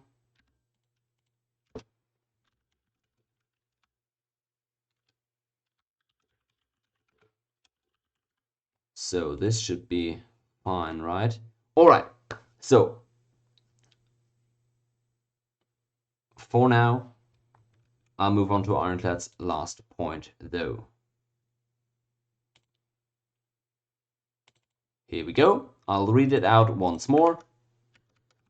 He says, I see rulings ignore major rules by citing Rule 3 as a super rule in the name of subjective fairness, meaning all the other rules are technically just guidelines because they are not always enforced. Under what conditions can rules be disregarded if there is such a case? Shouldn't that be included in the specific rules so people know? Okay, this sounds like a very loaded question here by Ironclad. I know what he's saying though. So I think he's putting this a bit too, well, he's making this sound a bit too heavy, a bit heavier than it actually is. But I believe what he's saying. So let's dissect it real quick. Rulings ignore major rules by citing Rule 3. Rule 3 is the rule that if any dispute arises, if any unclarity exists regarding the rules, a moderator has the power to make the decision how to interpret the rule. So that's what the rule says. In the event of a dispute regarding the rules, the decision will be settled by moderators. So that basically means moderators get to interpret the rules. The rest of rule number 3 says mods can decide the outcome of the match. They may also ban players who have broken the rules. So basically, it sounds like mods have the ultimate power to decide anything in any case. Now, I don't see rulings ignore major rules by citing rule number 3. I don't know what exactly Ironclad's referring to here. So it is, yeah, it is a bit overstated in my opinion. But he's pointing out a thing that does exist here, because he's saying that mods sometimes rule in a weird fashion in the name of subjective fairness. And that is something that I'm probably most guilty of, based on my experience in the mod team. I think I'm the one who tends to go for subjective fairness the most. I do feel comfortable abandoning precedent, abandoning the exact letter of the law for subjective fairness in terms of what makes sense to me, in terms of rewarding people that were acting in good faith, even though they might have not technically followed ladder protocol perfectly. That's what I tend to sway towards a little bit, and more so than the other moderators, based on my experience so far. So that does exist. But I've never used rule number 3 so far to say, actually, I don't think this rule matters in this regard. I'll use my power of interpreting rules to say, no, this rule doesn't apply here. I don't think I've done that, but I'm somewhat guilty of the overall point that Ironclad's making here, for sure.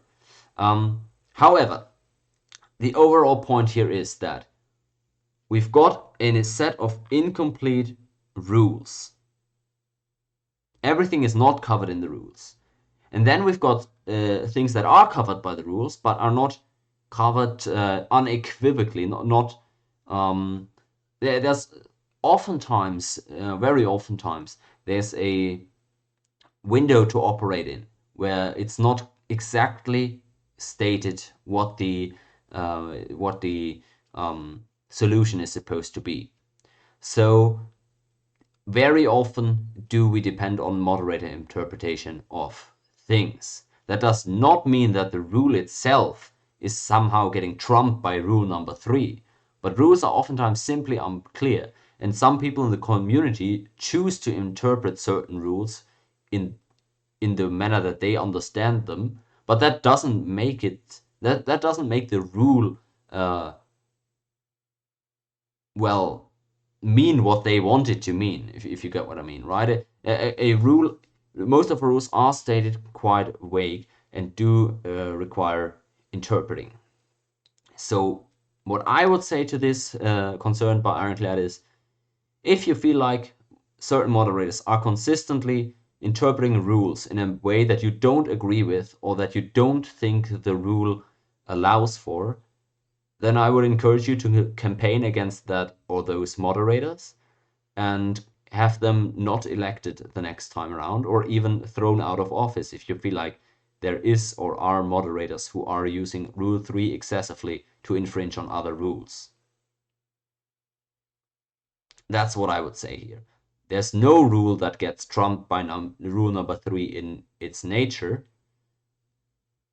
But if you feel like a case like this has taken place, I would encourage you to make that known in the Steam group and start campaigning against the moderator or moderators who made that ruling if they end up not agreeing with you there or end up dismissing your comments. That's what I would suggest.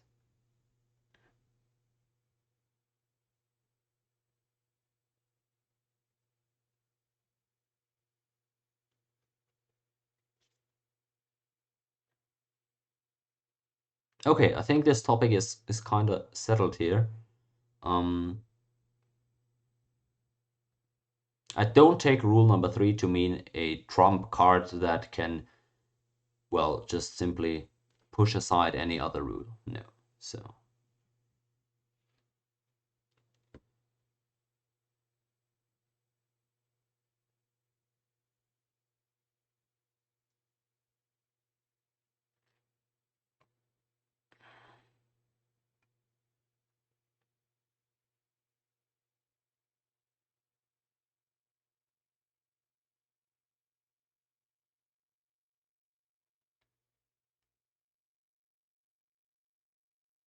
all right, that's it then with Ironclad's topics. It was a pleasure. I've given my thoughts on all of them, and the chat has debated most of them quite actively as well. I'll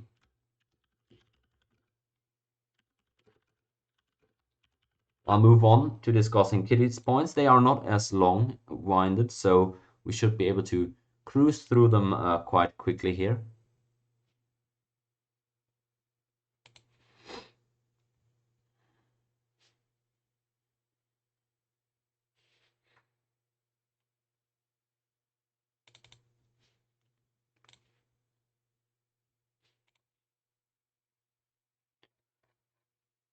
Lib, if you've got a point, a question, a statement in the vein of what Ironclad's points were or what Kittey's point is that I'm displaying on screen right now, feel free to send them to me in a direct message so I can put them on screen as well, and then I can give my thoughts on them as well.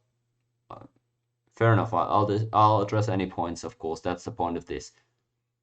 If you actually want to have a conversation, we can also do a Discord call. I'll get to Kittey's 2 points here first real quick. They're not going to take so long.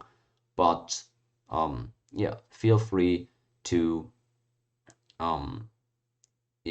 feel free to send me your points in DMs if you actually got like a concise point that you want to address. Sure. Oh, you're currently in game. That is okay. You can If it's a new point that hasn't been discussed yet, I'd encourage you to save it for next time. If it is a point pertaining to one of the topics we've discussed, I'd encourage you to leave them under the topic in the YouTube video that I'll be posting, because there's going to be more debate going on over there. Alright, so now I'll be transitioning to Kittey's 2 questions. Sadly, I don't have a whole lot to say about them, but let's dive in. The first one right here, you can see it on screen. I'll read it out once more. Kittey, can you address the ongoing issue of my teammates sacrificing their kings when I go the extra mile to try not to die for as long as possible for the good of our team? This topic has been debated to death in the Steam group and in the Twitch chat here already today. I think it's still a topic worth discussing, don't get me wrong. The issue there is making a broader point, not specific to king gifts, but it is very difficult to formulate rules that specify to which degree bad play is acceptable and where it starts becoming intentional and punishable. That line is incredibly difficult to draw. We cannot disregard worse players that might be playing under the influence, or players that make an honest mistake in the game. Now, we can choose to punish all these things. Just like we're punishing quits, even if they're not the fault of the player who quit. Like if I have a power outage, or if I've got a medical emergency, people can still rightfully assign me with a quit, even though it's not really my fault. So we can choose to punish honest mistakes by rules. We can choose to punish bad play. We can choose people who play under the influence, if that costs their team the game. We can make those decisions, but I'll be very careful with each and every one of those. Now, you only care about the specific issue of king gifting, which is fair enough, right? That's your concern, and that's what you've been experiencing. So, exactly. If you're intentionally putting your king in front of enemy units with the intent of trying to die, that's game ruining. That is what you put in chat right now, and I fully agree with that. I'll tell you a quick anecdote. Earlier this week, I died in future gifting my king. I don't remember the exact situation, but basically somebody rolled up to a city of mine, and he attacked me with a number of units. I'm not sure if I could see how many units he had. Maybe it might have been with Marines out of a boat. I think it was a Marine boat, so I couldn't know how many units he had. He attacked my city, and I tried to defend the city by moving the king in, because I thought he didn't have any more units, hopefully. I had no way of knowing. I just gambled that he had no more units, but he ended up having more units. So he just killed me right then and there, and I died in the future. Now that could be considered a king gift. I wasn't intending to die, but I was certainly putting myself in a huge risk of dying. Now, I don't think that was an evil play by me. It was reckless, and it put my team at a disadvantage. So you can discuss if that's a punishable thing. But the whole point to this anecdote is that where do you draw the line? How do we prove that people were actually trying to die and not just being stupid or reckless like me? Absolutely, and I agree with Cheese as well. In some situations, intentionally trying to die is the best play, and those cases should not be punished, of course. But we don't have a rule against king gifts right now. We can put up a poll in the Steam group. In fact, I'm very open to doing that. I might actually do that tomorrow. I might put a poll into the Steam group. Do you think we should, in some way, shape, or form, make king gifting and intentionally dying punishable?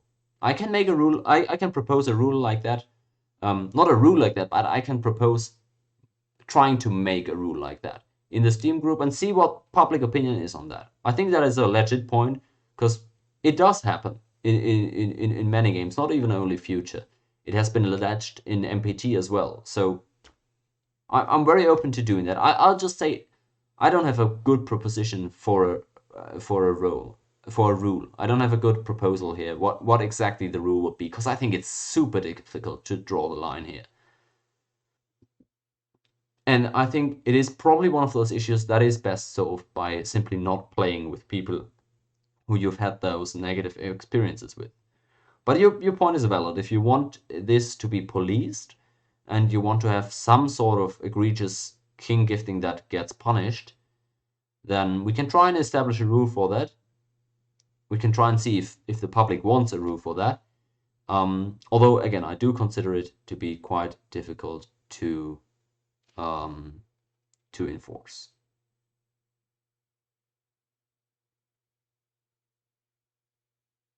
As of right now, if you're interested of what the legal stance on it right now is, if you think somebody has gifted their king to get out of a game, you can report it as a quit, and the moderators will assess the situation and figure out if that behavior should be counted as a quit or not. I'm not sure if we've got any precedent on the situation.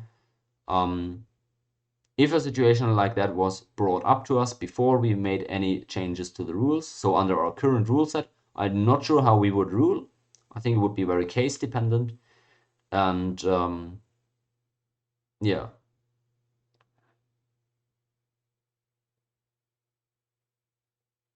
That is where we're at right now.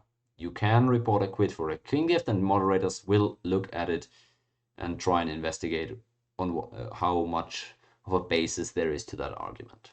That's all I've got for you, sadly, as of now, although I fully support trying to gauge the community interest in a rule on king gifting or intentionally dying.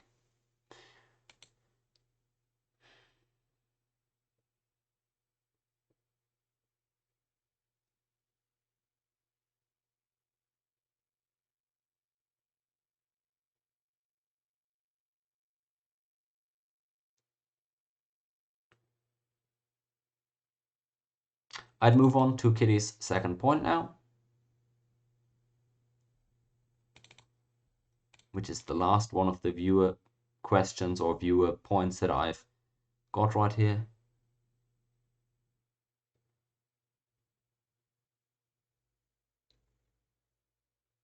All right, Kittey's question number 2. I'll read it out once more, but it is also visible on the screen. Also, could you go into details about under which circumstances end-of-turn attacks are and aren't allowed? It's an area that I feel leads to confusion sometimes, especially as in years past the rules appear to have been different than they currently are. Well, 2 components to this. On end-of-turn attacks, we've got the rules as stated on our website, and then we've got the rules as stated by precedent. Now, our website says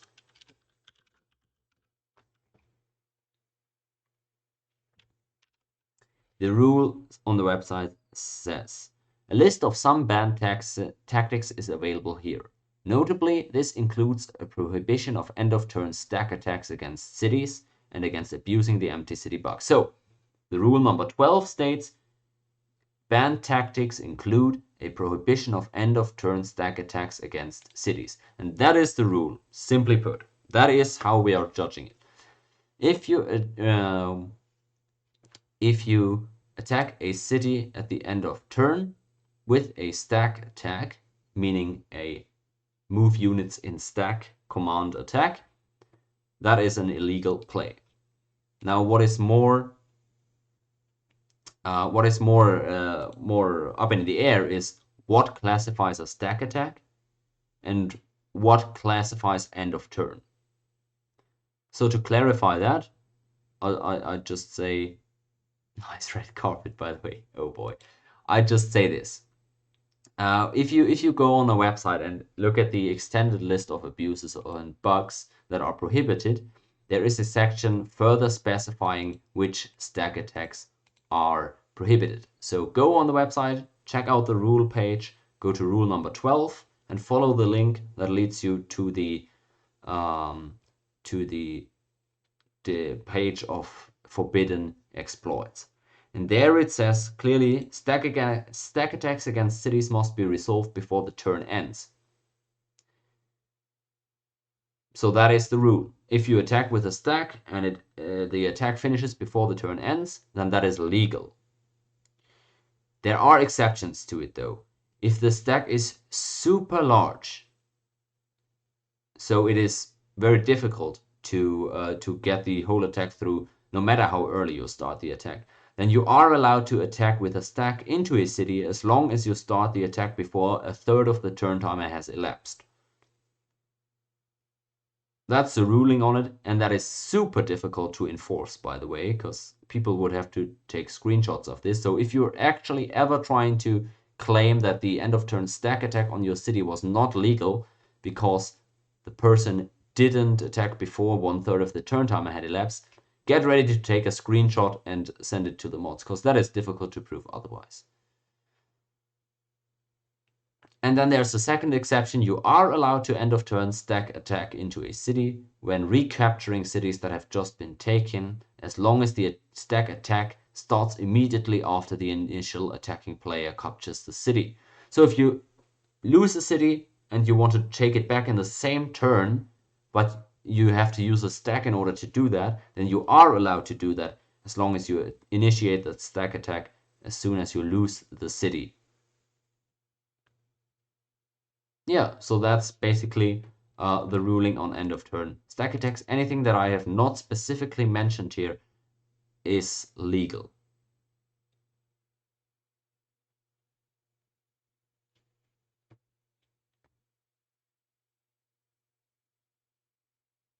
Streaming is easier. I also fully encourage streaming on the basis of it making it easier to review footage in case of disputes. Absolutely.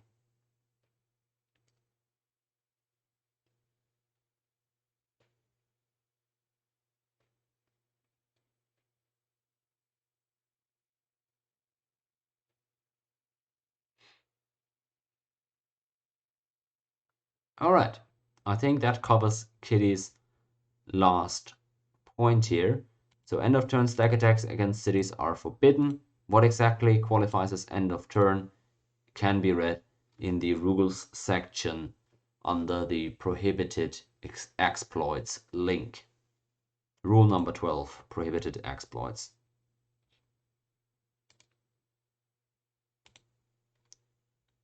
So that's that. I hope that question has also been sufficiently addressed. We only have one topic remaining here right now, unless people want to bring up new ones. So that is the whole issue / controversy around, well, not controversy, the whole debate around how sufficient are our rules, do they need to be clearer, whatnot. That is kinda what we're talking about here. So that is the last point I want to make. I'll have to see how exactly we are gonna start this off. Potentially, give me a sec. Potentially, I'm gonna bring on Kismic here as a caller if he wants to call. Yeah. So we can start off this topic on unclear rules and what rules mean, what amendment they need. We can start that off by our Discord call, by our first call into the show. Hold on a sec as I'm setting that up.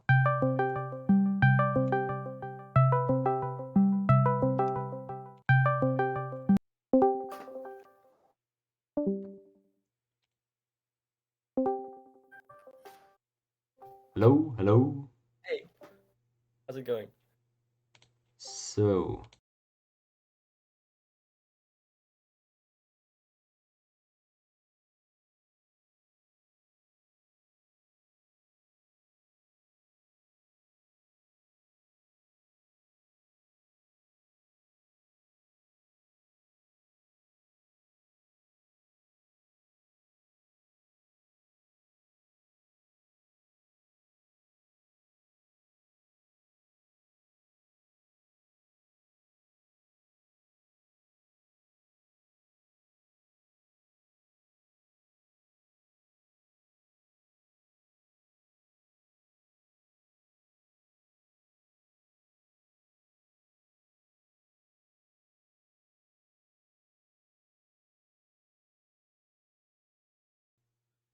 Okay, yeah. Well, welcome I back, was stream. So sorry, give me just a sec. So I just brought Kismic into the call. Sorry for muting us for a second there. We're gonna discuss, yeah, all things rules. So yeah, Kismic, give us your opening statement. What are you on about? Well, I was. This is also kind of a point on what Ironclad already said in one of his comments, but it's about the subjective ruling sometimes of uh, the mods and how. Well, I mean, you kind of can't avoid that. That's the whole purpose of having those mods is to make those calls that are kind of purely subjective, and they have to interpret these rules. But then, if people are complaining about mods being subjective, they shouldn't really be complaining about the mods, they should be complaining about the rules and should change them to be less up to interpretation and more concrete and more, likely for everyone to understand clearly. Okay, now there's two things to this. You say people are complaining about moderator subjectivity, and Mhm. that complaint should be directed towards the rules. Most of the time, I'd agree with you because subjectivity typically should only come into play when there's no clear solution stated in the rules. But sometimes people claim that the rule says something very specific when the moderators don't think so. So in that Mhm. case, we the moderators think the rule is the issue, or is the at least is the reason why we need to be um, subjective. But the people complaining will argue that the rule says something very clearly, so we are being subjective for no reason. So yeah, there's two separate issues here. There's sometimes we've got issues where the rules are not clear enough, but sometimes we've also got issues where people say the rules are clear enough, but it's the moderator's fault. Mhm. And yeah, I agree with you that the first type of issues, the ones created by unclear rules, could could very well be changed by just yeah, having rules be more clear. So, do we have a proposition? Would you personally argue for revamping our rule set and making it more well, unequivocal? Well, I mean, here to take an example, like I wrote down Rule 10 specifically because we had a bit of drama regarding that rule, and it was in relation to the case where Bob was I don't know how you're supposed to say the name, but he was the host of the particular game, and he was dropping quite a few times, and so that should be covered then by Rule 10, where if players who lag or drop excessively may be forced to be substituted. Hosts, teams, and moderators should work together to make the decision. And now here the problem arose, or the drama arose, because, well, it states hosts, it states teams, and it states moderators, and it nowhere specifies the amount of a certain team that should be, or well, the amount of players in a lobby. I'm sure this refers more to the lobby than to actually a particular team. But again, there's more vagueness when it comes to just that. But again, then there's the vagueness of who takes precedent, because in the rule 10, it might be implied that the moderators are the ones that are supposed to make the ruling, or that they are supposed to work in tangent with the host and the teams. But then that also contradicts Rule 3, which is something I see already brought, he made a point about that Rule C then kind of undermines some other rules, that basically you can have subjectivity when it comes to interpreting these rules. Okay, so do you think that it should be our goal to eliminate all or as much subjectivity as possible? Do you think that that is a goal worth striving towards? Well, it's the thing is, when it comes to the league, we kind of want there to be games that people won't just leave, which is kind of the whole point of the league, but well, the ladder. But we also don't want games where people simply just DNP other people that they don't really that they've had like one or two bad experiences with. Because as we're seeing, like now, a few games, especially recently, have ended with, like half a lobby being full or something like that because certain players DNP other players because they feel probably that they were mistreated by the mod team, and then they blame the other player, rightfully so, somewhat, and then they refuse to play with them, and then that leads to less games and less interesting games and smaller games, and it really destroys the community. So I'd say that the mods should always be the ones to make those decisions, to interpret those rules, and that people should take better precaution when it comes to calling for moderation, and that they should accept the mod rulings, because if they don't, then that kind of breaks the whole system and it makes the whole community a bit less fun. And I mean, here to take this rule, especially for example, because it's quite vague. Uh, People or some players in that game were saying how the teams decided that they wanted to continue playing with Bob, who was dropping, and that was somewhat true because the majority of the players in the lobby went to Bob's lobby, to Bob's host, while only 3 players went to Rabdags, who wanted Bob to be subbed out. And so the claim was that the teams decided that they should keep Bob. The host, who was Bob, of course, also didn't want to leave, of course. And so it was a 2v1 against the moderators, because the mod, Cheese, made a decision somewhat, although it was a bit vague. I'd say that when you're a mod, I think I'd say this to you and to all the mods, that you should maybe be a bit more how do you say, you should take a bit more of a stance and be a bit more clear, just for the sake of us players, because then we can't misinterpret what you say, and I think that helps out a lot. And so in that case, Cheese simply implied that, or said that, again, it's never mind. Point is, he said that Bob should be subbed out, but then some players went to his lobby, and so there was this conflict of now who takes precedent, right?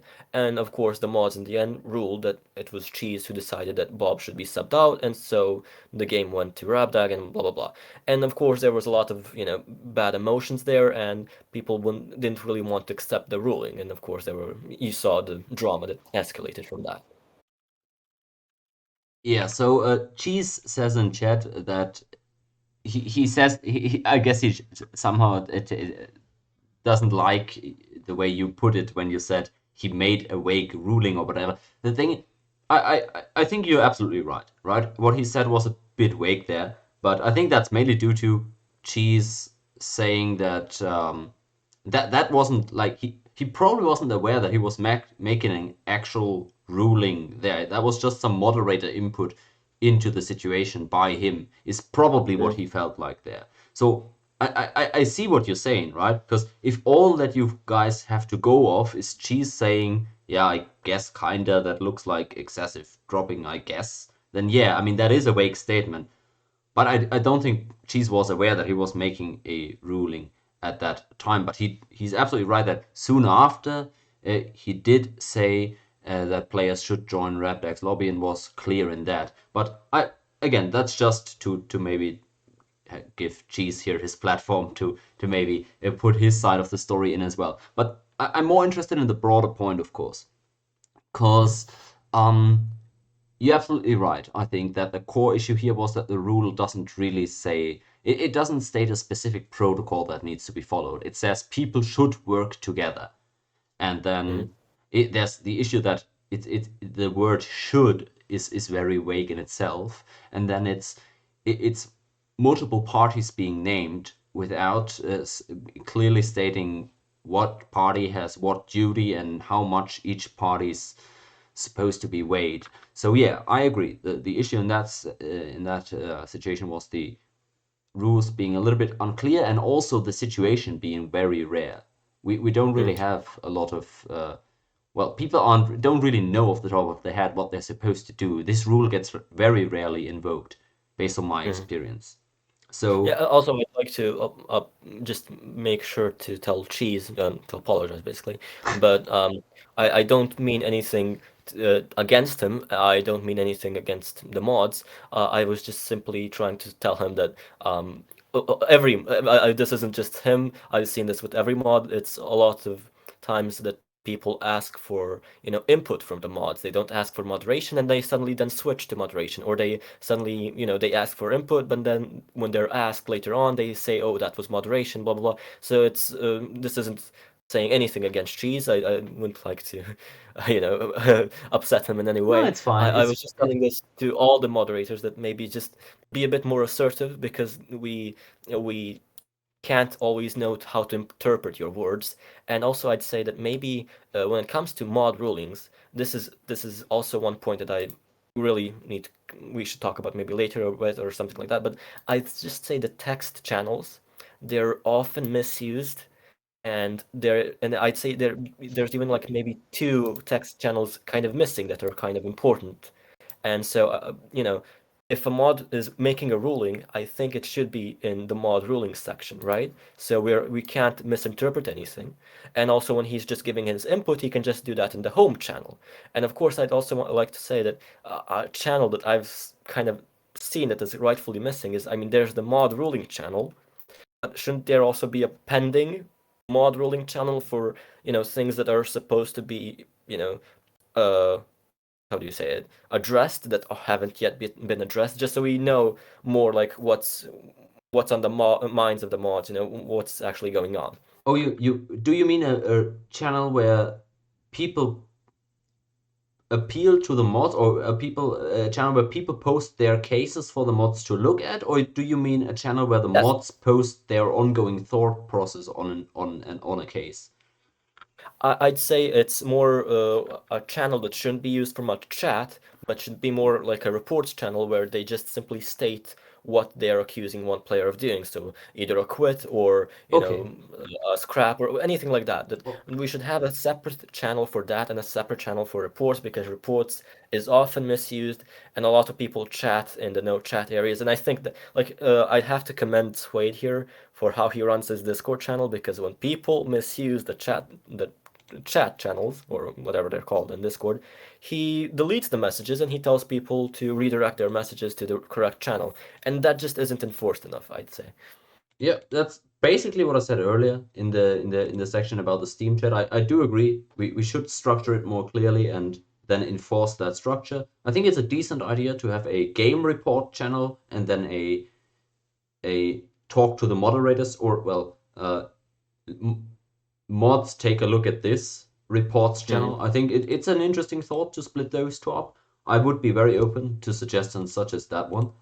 But Mm-hmm. yeah, that can be part of maybe a little bit of a revamped Steam chat that I would also propose should be done.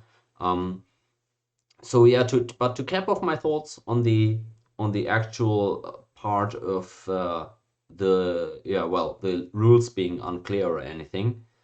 I just want to say that because I asked initially if you thought that it was worth striving for eliminating as much unclarity as possible, and as if it was worth minimizing moderator subjectivity in any case. And I think there's a happy medium. I don't think we actually should specify every single offense and every single punishment for every single offense in the rules. I think there should be some subjectivity, or some, well, not subjectivity, but some actual Wiggle input room. by the, yeah, some wiggle room, I guess, for the moderators to say, hold on a sec, we've got some circumstances here that maybe shouldn't be Mm-hmm. all put under the same umbrella or whatever. But I do think that's a happy medium. But I couldn't agree more. And Carlot, I'm just going to read Carlot's message that he sent me earlier. Well, it's actually in German, so I'll translate it first. Uh, he says, for each specific situation, we need new rules. We need more rules in general. Uh, you you could analyze all the major gaps in our rules and add some small print, some fine print, whatever, to clarify things. Um, that suggestion is actually something I've stated in the moderator chat room as well. I think it would actually be very helpful because I think pretty much every one of our rules right now are worded more or less colloquially and with possibly with the intent of not being 100% well inclusive and clear. But I think we should very much change that. I think it would be a good overall good for the community to actually specify what the words in the rule means. So I'll just give you a very brief example here. For example, what are they saying here? The substitution rule, for example. We could and should, in my opinion, specify absolutely uh, how much how much time you've got to sub. All right, I guess we have that already. It's 15 minutes. Then which subs are legal? That includes the elo barrier, but that also includes things such as the streaming factor that we discussed earlier, and that should also include any other circumstances, like any other circumstance. We should make it clear under which circumstances is a player a legal sub and under which is he not. And then we should also clarify at which point the substitution is actually legally successful. That is sometimes leads to confusion in GG or scrap votes, where people say, "Oh, but I've substituted this guy in so he can vote," and then other people will say, "No, he didn't even load in the game yet, so he doesn't have a vote." I think all these things should be clarified. So I think in almost every single rule, there's a gap like that could be filled, and I think that should be filled because it doesn't hurt to have more specific identification of the circumstances that need to be present for every rule to take effect. The only issue is that any amendment to the rules needs to be approved of by the community. So if people simply choose to vote against more precise rules, then there's nothing we can do about that, and we'll always have that subjectivity element of moderators present, which I don't think is a negative at all, but I think at this point in time, there is too much of that, and moderators are too oftentimes forced to interpret the rules when it could be clarified rather easily. At least that's my stance on it. All right, and actually one last thing, because I read that in chat right now. A lot of people know the rules from playing a long time, and some new people don't. I think there's something to be said about the rules that we've got on the website versus the rules that we've got in our heads, right? The conventions, I guess, like the I don't know, the unwritten rules, I would say, because that is very much a thing as well.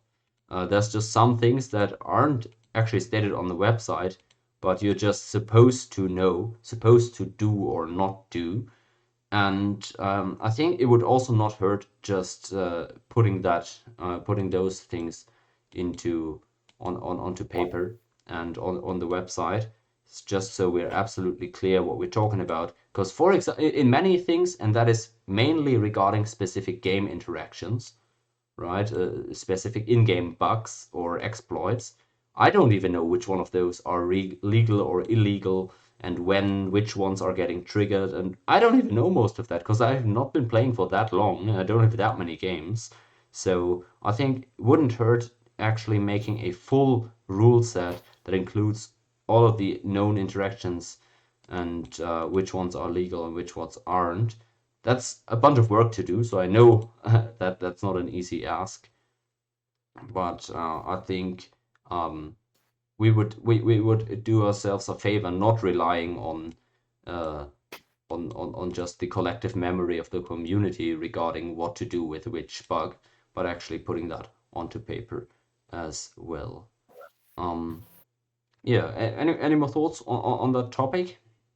Well, I'd say also it's two things here because they're a bit now unrelated, but they're relevant to one of the previous points and what's going to happen tomorrow, I think. I don't know when you said you'd do it, but you said you'd make like a poll, possibly not, if you get the time, but that you'd make a poll about the whole king gifting situation and rules regarding that. And I just thought to myself while you were saying that, couldn't help thinking like, well, no one's going to just sign or vote for a rule that just simply says we should make king gifting illegal, and then just a yes or a no, because then that completely leaves out what does king gifting mean. And like for me, as somebody who thinks king gifting should be illegal to a certain point, I would never vote for that rule just because I don't know what that means, and that would leave, to, it would just leave everything up to interpretation, and then I could just have a rule that I never really voted for be suddenly applied.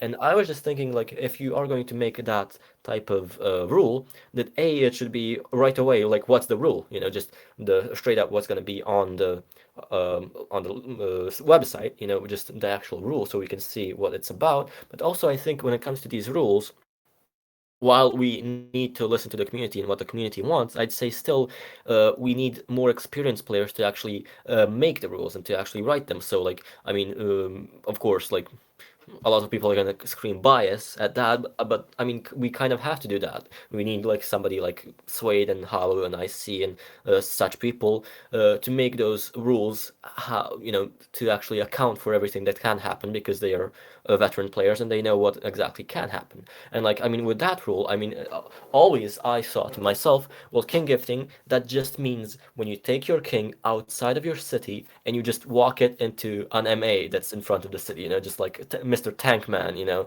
that's what I thought. Like a king gift is something where you explicitly and obviously just gift your king, like when you're being bombed and you just move your king into a position next to the enemy unit so he can see the king and so he can bomb it, right? Or when you just move it into an enemy stack. That's the definition of a king gift, and we've seen that on like live streams and such, where it's not about like you making a misplay or you making a anything such as that. It's not like you putting a king on a tile and then putting an artillery under it, which I have done before. Like I've baited people into attacking, into bombard and stuff like that. But it's more of a I have a city and I just walk it out. That's what always I measure as king gifts, right? Yeah, no. So definitely, like, what I would do tomorrow is not have people vote on a rule about gifting, because I'm not interested actually in a rule about king gifting. I'm it's not very high on my list of priorities, but Mm-hmm. I know that for some people apparently it is. So what I want to do tomorrow is figure out if people think we need some sort of a rule. What I want to ask the community tomorrow is, should we even write up a rule about king gifting? Would anybody be interested in that? That is what I'm trying to ask the community tomorrow. Just Mm-hmm. so, and no, I don't want to be the one to write the rule, because first of all, it's not a real big topic of my concern, and then I don't think, as you said, I think it's better if people who actually have a lot of people specifically, it's better if people who have a lot of experience specifically with future and modern would do the writing there. So no, that just to clarify, no, I don't want to put some vague rule out there. I want to explore if people want more actually want any rules on king gifting, and then in a second step we would come up with a specific wording and then have people approve or disapprove of that rule before it actually takes effect. So that is what I'm thinking about. And yeah, obviously what Carlot said in the chat is true. We are just debating. We are just gonna debate the issue first, of course, before putting up the rule for a vote. No, but yeah, I'm on board with you exactly. If we're gonna do a vote about a rule about king gifting, the lines are gonna have to be absolutely clear, and there's gonna have to be some distinguishes. Yeah, of course, obviously, right? I don't think the majority of the community would support banning any sort of apparent king offerings, king giftings that are yeah, not every time a king is naked is it a king gift. Basically, that's what I'm saying. Uh, no. All right. I'm on board with you there. So I'll be interested in looking forward to seeing what community actually thinks about this, because it's apparently a hot topic. So yeah, we'll see tomorrow or sometime soon, I guess, whether people actually want stricter rules on king gifting / intentional deaths. All right. Um, got more on this? Nothing, that's it. Thank you for having me on. Thank you for hosting. It was great, No, it's cool. especially like I'm working definitely with you. not happy with how I conducted most of this. I feel like it was a bit too rambly, but it's fine, and I'm glad we actually had a call come in here as well. So yeah, that was cool. That was cool. Definitely, I'll hope to see most of. Well, I'm not ending the stream right here, but just saying, I hope I see more callers. Maybe after this one or in the next town hall that I'm gonna be doing. But yeah, thanks for coming on as well, and I hope you got you got stuff off your chest here. Yeah. All right, see Next you. time, I'm expecting to see the Reaver co-host. Okay. All right, then. I'll see you around then. See ya. Good night. So that was nice having a caller on here for our town hall, and yeah, we're kind of through with our topic list here. So if anybody would like to debate any topic in text or in voice, let me know right now, because otherwise we're towards the end of our town hall stream.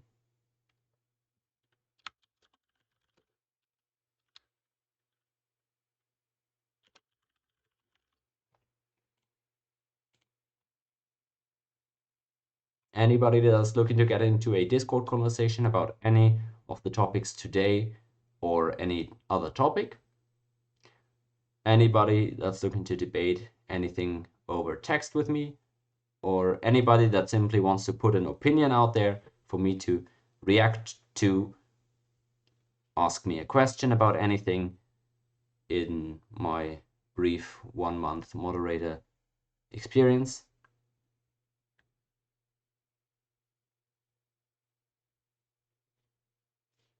It's all right, Ava. It's all right.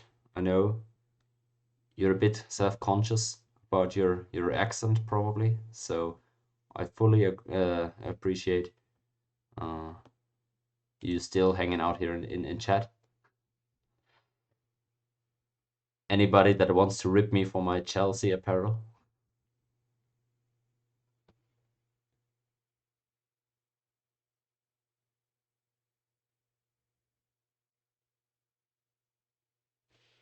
I'll give it 1 or 2 more minutes for people to pour out their heart here uh, and see if there's any last thing to touch on. Chelsea bad. Well, well.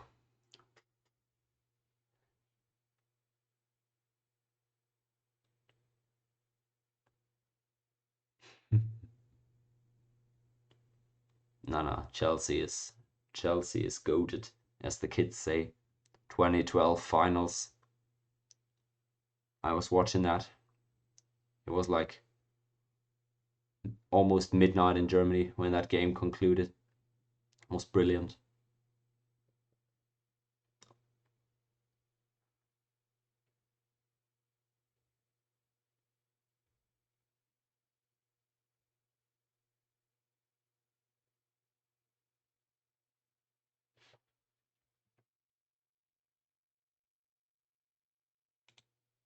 Oh, actually, really, thank you. I thought about this earlier. I'm gonna make this our final topic today.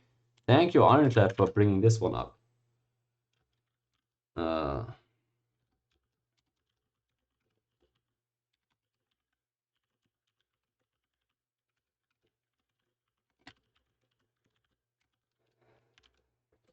so, Ironclad asks in chat,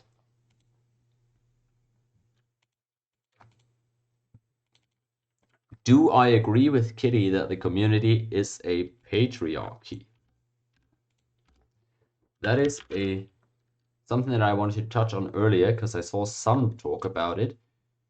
Give me a sec here.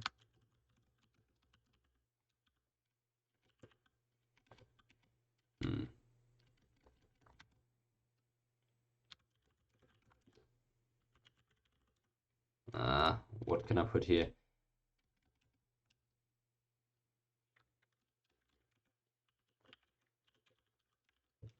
I'll just put it like this. All right. Let's close it out with the good old gender discussion here. Now, I saw a couple of messages about this. The first one was why there was no female representation on the moderator team. For that, I gotta say, I'm not a big fan of quotas in general.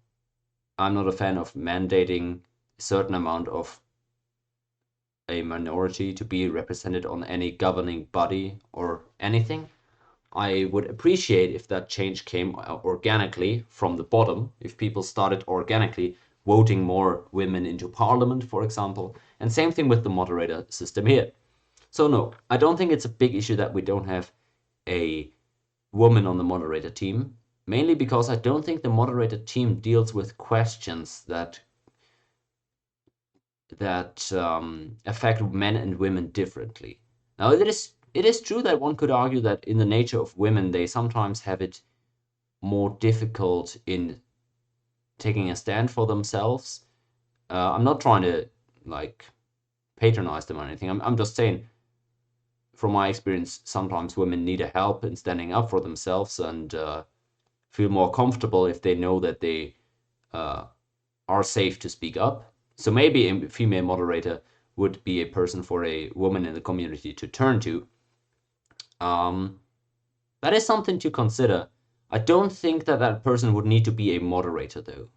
I think we could have a spokesperson for women in the community that could be a woman herself. And I don't think that would need to necessarily have to be a moderator, because I think the specific point of ladder moderators is to make rulings on ladder disputes that are inherently not reliant on which gender any specific person is.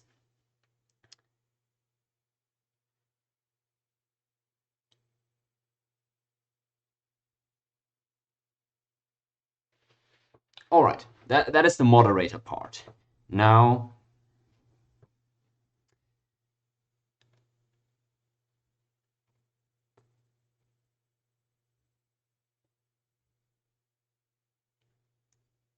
I'm just reading through the comments. Give me a second here.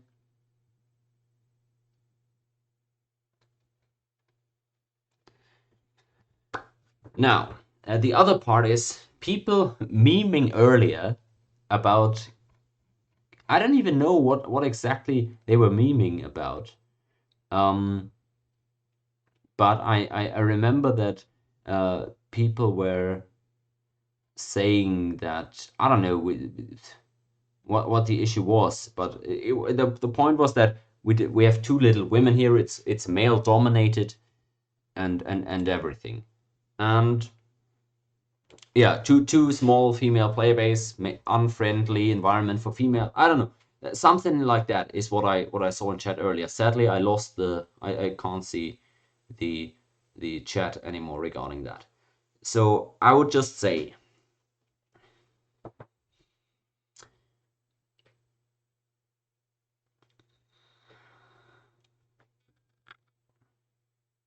we have few women in the community here. To me personally, it is not important whether new people that came in would be men or women. I would be perfectly fine having only women join the community from now on. I would be perfectly fine having only men join the community from now on. Ideally, I'd have as many people join as possible, so that would mean people of all backgrounds. Do I think that women are having a tougher time getting into this community than men?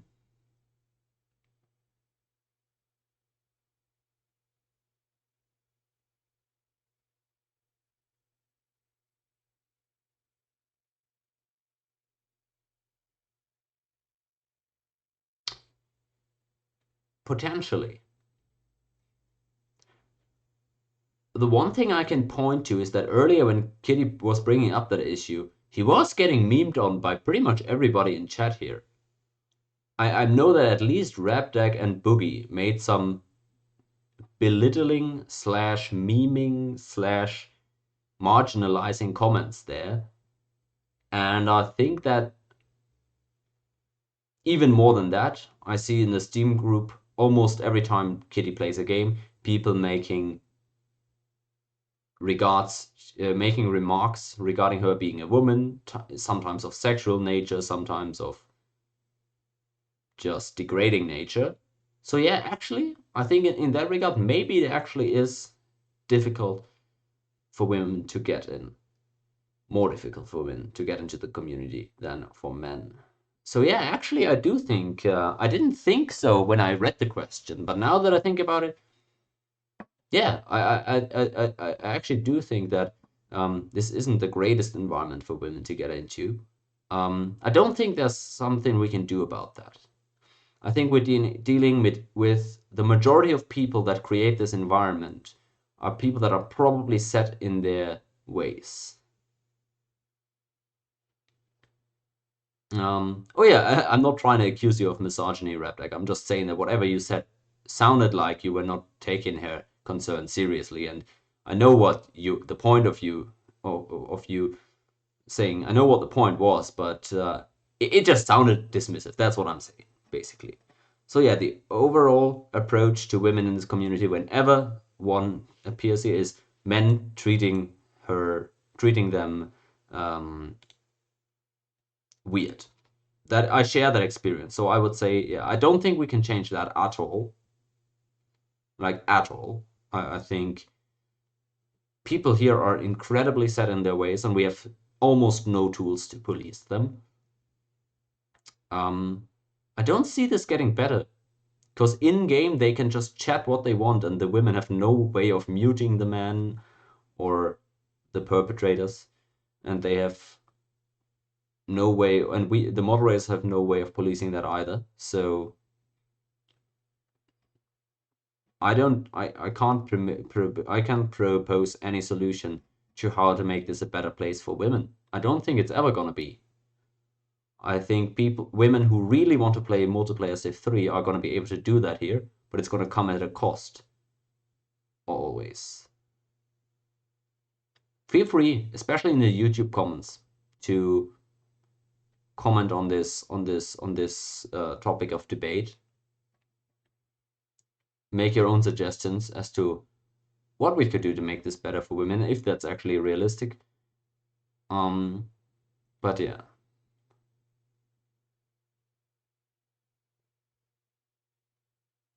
Okay, Cheese, yeah, you're right. We can police it. I meant we can't, what I meant was we can't, what's the word? We can't delete it, right? We can't mute the person in the chat. That's what I meant. We can't prevent it. I guess we can't prevent it is what I'm saying. We can definitely make punishment. Yeah, we can definitely police it in the sense of making rulings against it. Of course, that's what I'm saying. Okay, and lastly, I've addressed female representation in the mod team. I've addressed female representation in the community at all. Do I think that the community is a patriarchy? I'm not sure what that word means. I would say all people in positions of any power here are men. If that qualifies as a patriarchy, then yes, we are.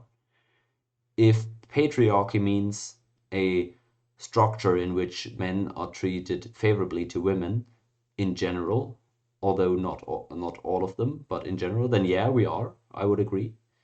But I'm not sure what the word even means. I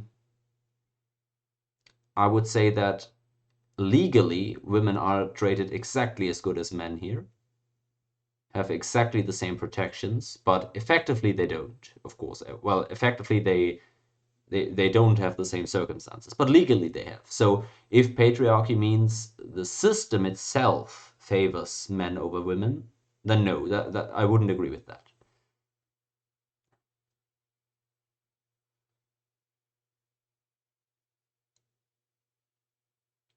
I agree, Boogie, that the player base for Civ 3 is heavily male, but I also think that that is overly reflected in our community, and I think that there could be more women in here.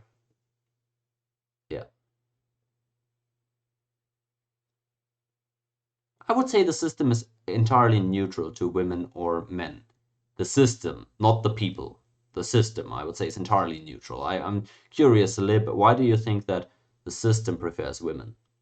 System referring to our community legal system, the system of the ladder. That's what I'm talking about.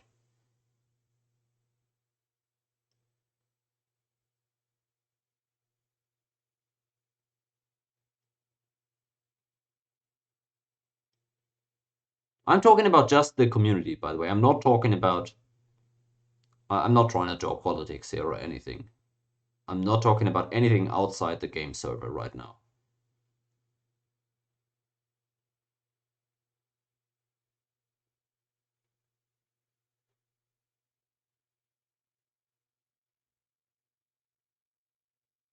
Oh yeah, Liv agreeing with me there as well. Okay, fair enough, fair enough. Yeah, all right. I think we're kind of on a consensus here. Everybody's saying that the ladder rule system and our ladder setup doesn't treat anybody preferential, but I think we're also in agreement that the people here give women a harder time than men on average.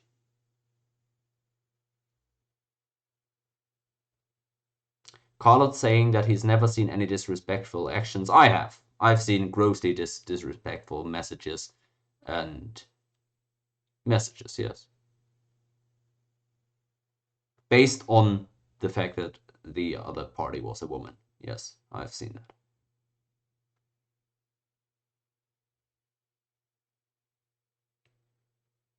Again, any propositions how to make this a more comfortable place for women, I'm super open to in the Twitch chat or in the YouTube video. It does look like, yeah, thank you for all your contributions as well. It looks like we are gonna close it out here. It's gone for over 2.5 hours. I've missed all the sports games that I wanted to watch after this one, but it's fine. It's totally fine. Looks like I'm gonna be closing it out here though. So yeah. Any last remarks here, Ava? I might, I don't know. If it ever makes sense, I might get Greenman on. I played Civ 3 with him today, as a matter of fact, but mate. Yeah. Thanks everybody for showing up. I'll definitely try to be more organized for the next one. I'll release my topic list further in advance. I'll be more concise on the topics. I'll make notes in advance next time around. I'll keep it a bit shorter in terms of the length that I'm going to be discussing each topic, and I hope I'm going to be able to bring more callers on and in general get more community takes on the lens. I'm planning to do the next one in early November, I guess a month from now. We'll see when it'll take place. I'll also try to get Battleship to call in. That is an excellent idea. I'll try to get that done. Thanks everybody for showing out today. Again, next one probably in a month. I'll do a better job setting that one up. But thanks for coming out today. Take care, everybody, and add your thoughts in the YouTube video tomorrow or in 2 days, I guess. If there's anything you wanted to, let me know in the end.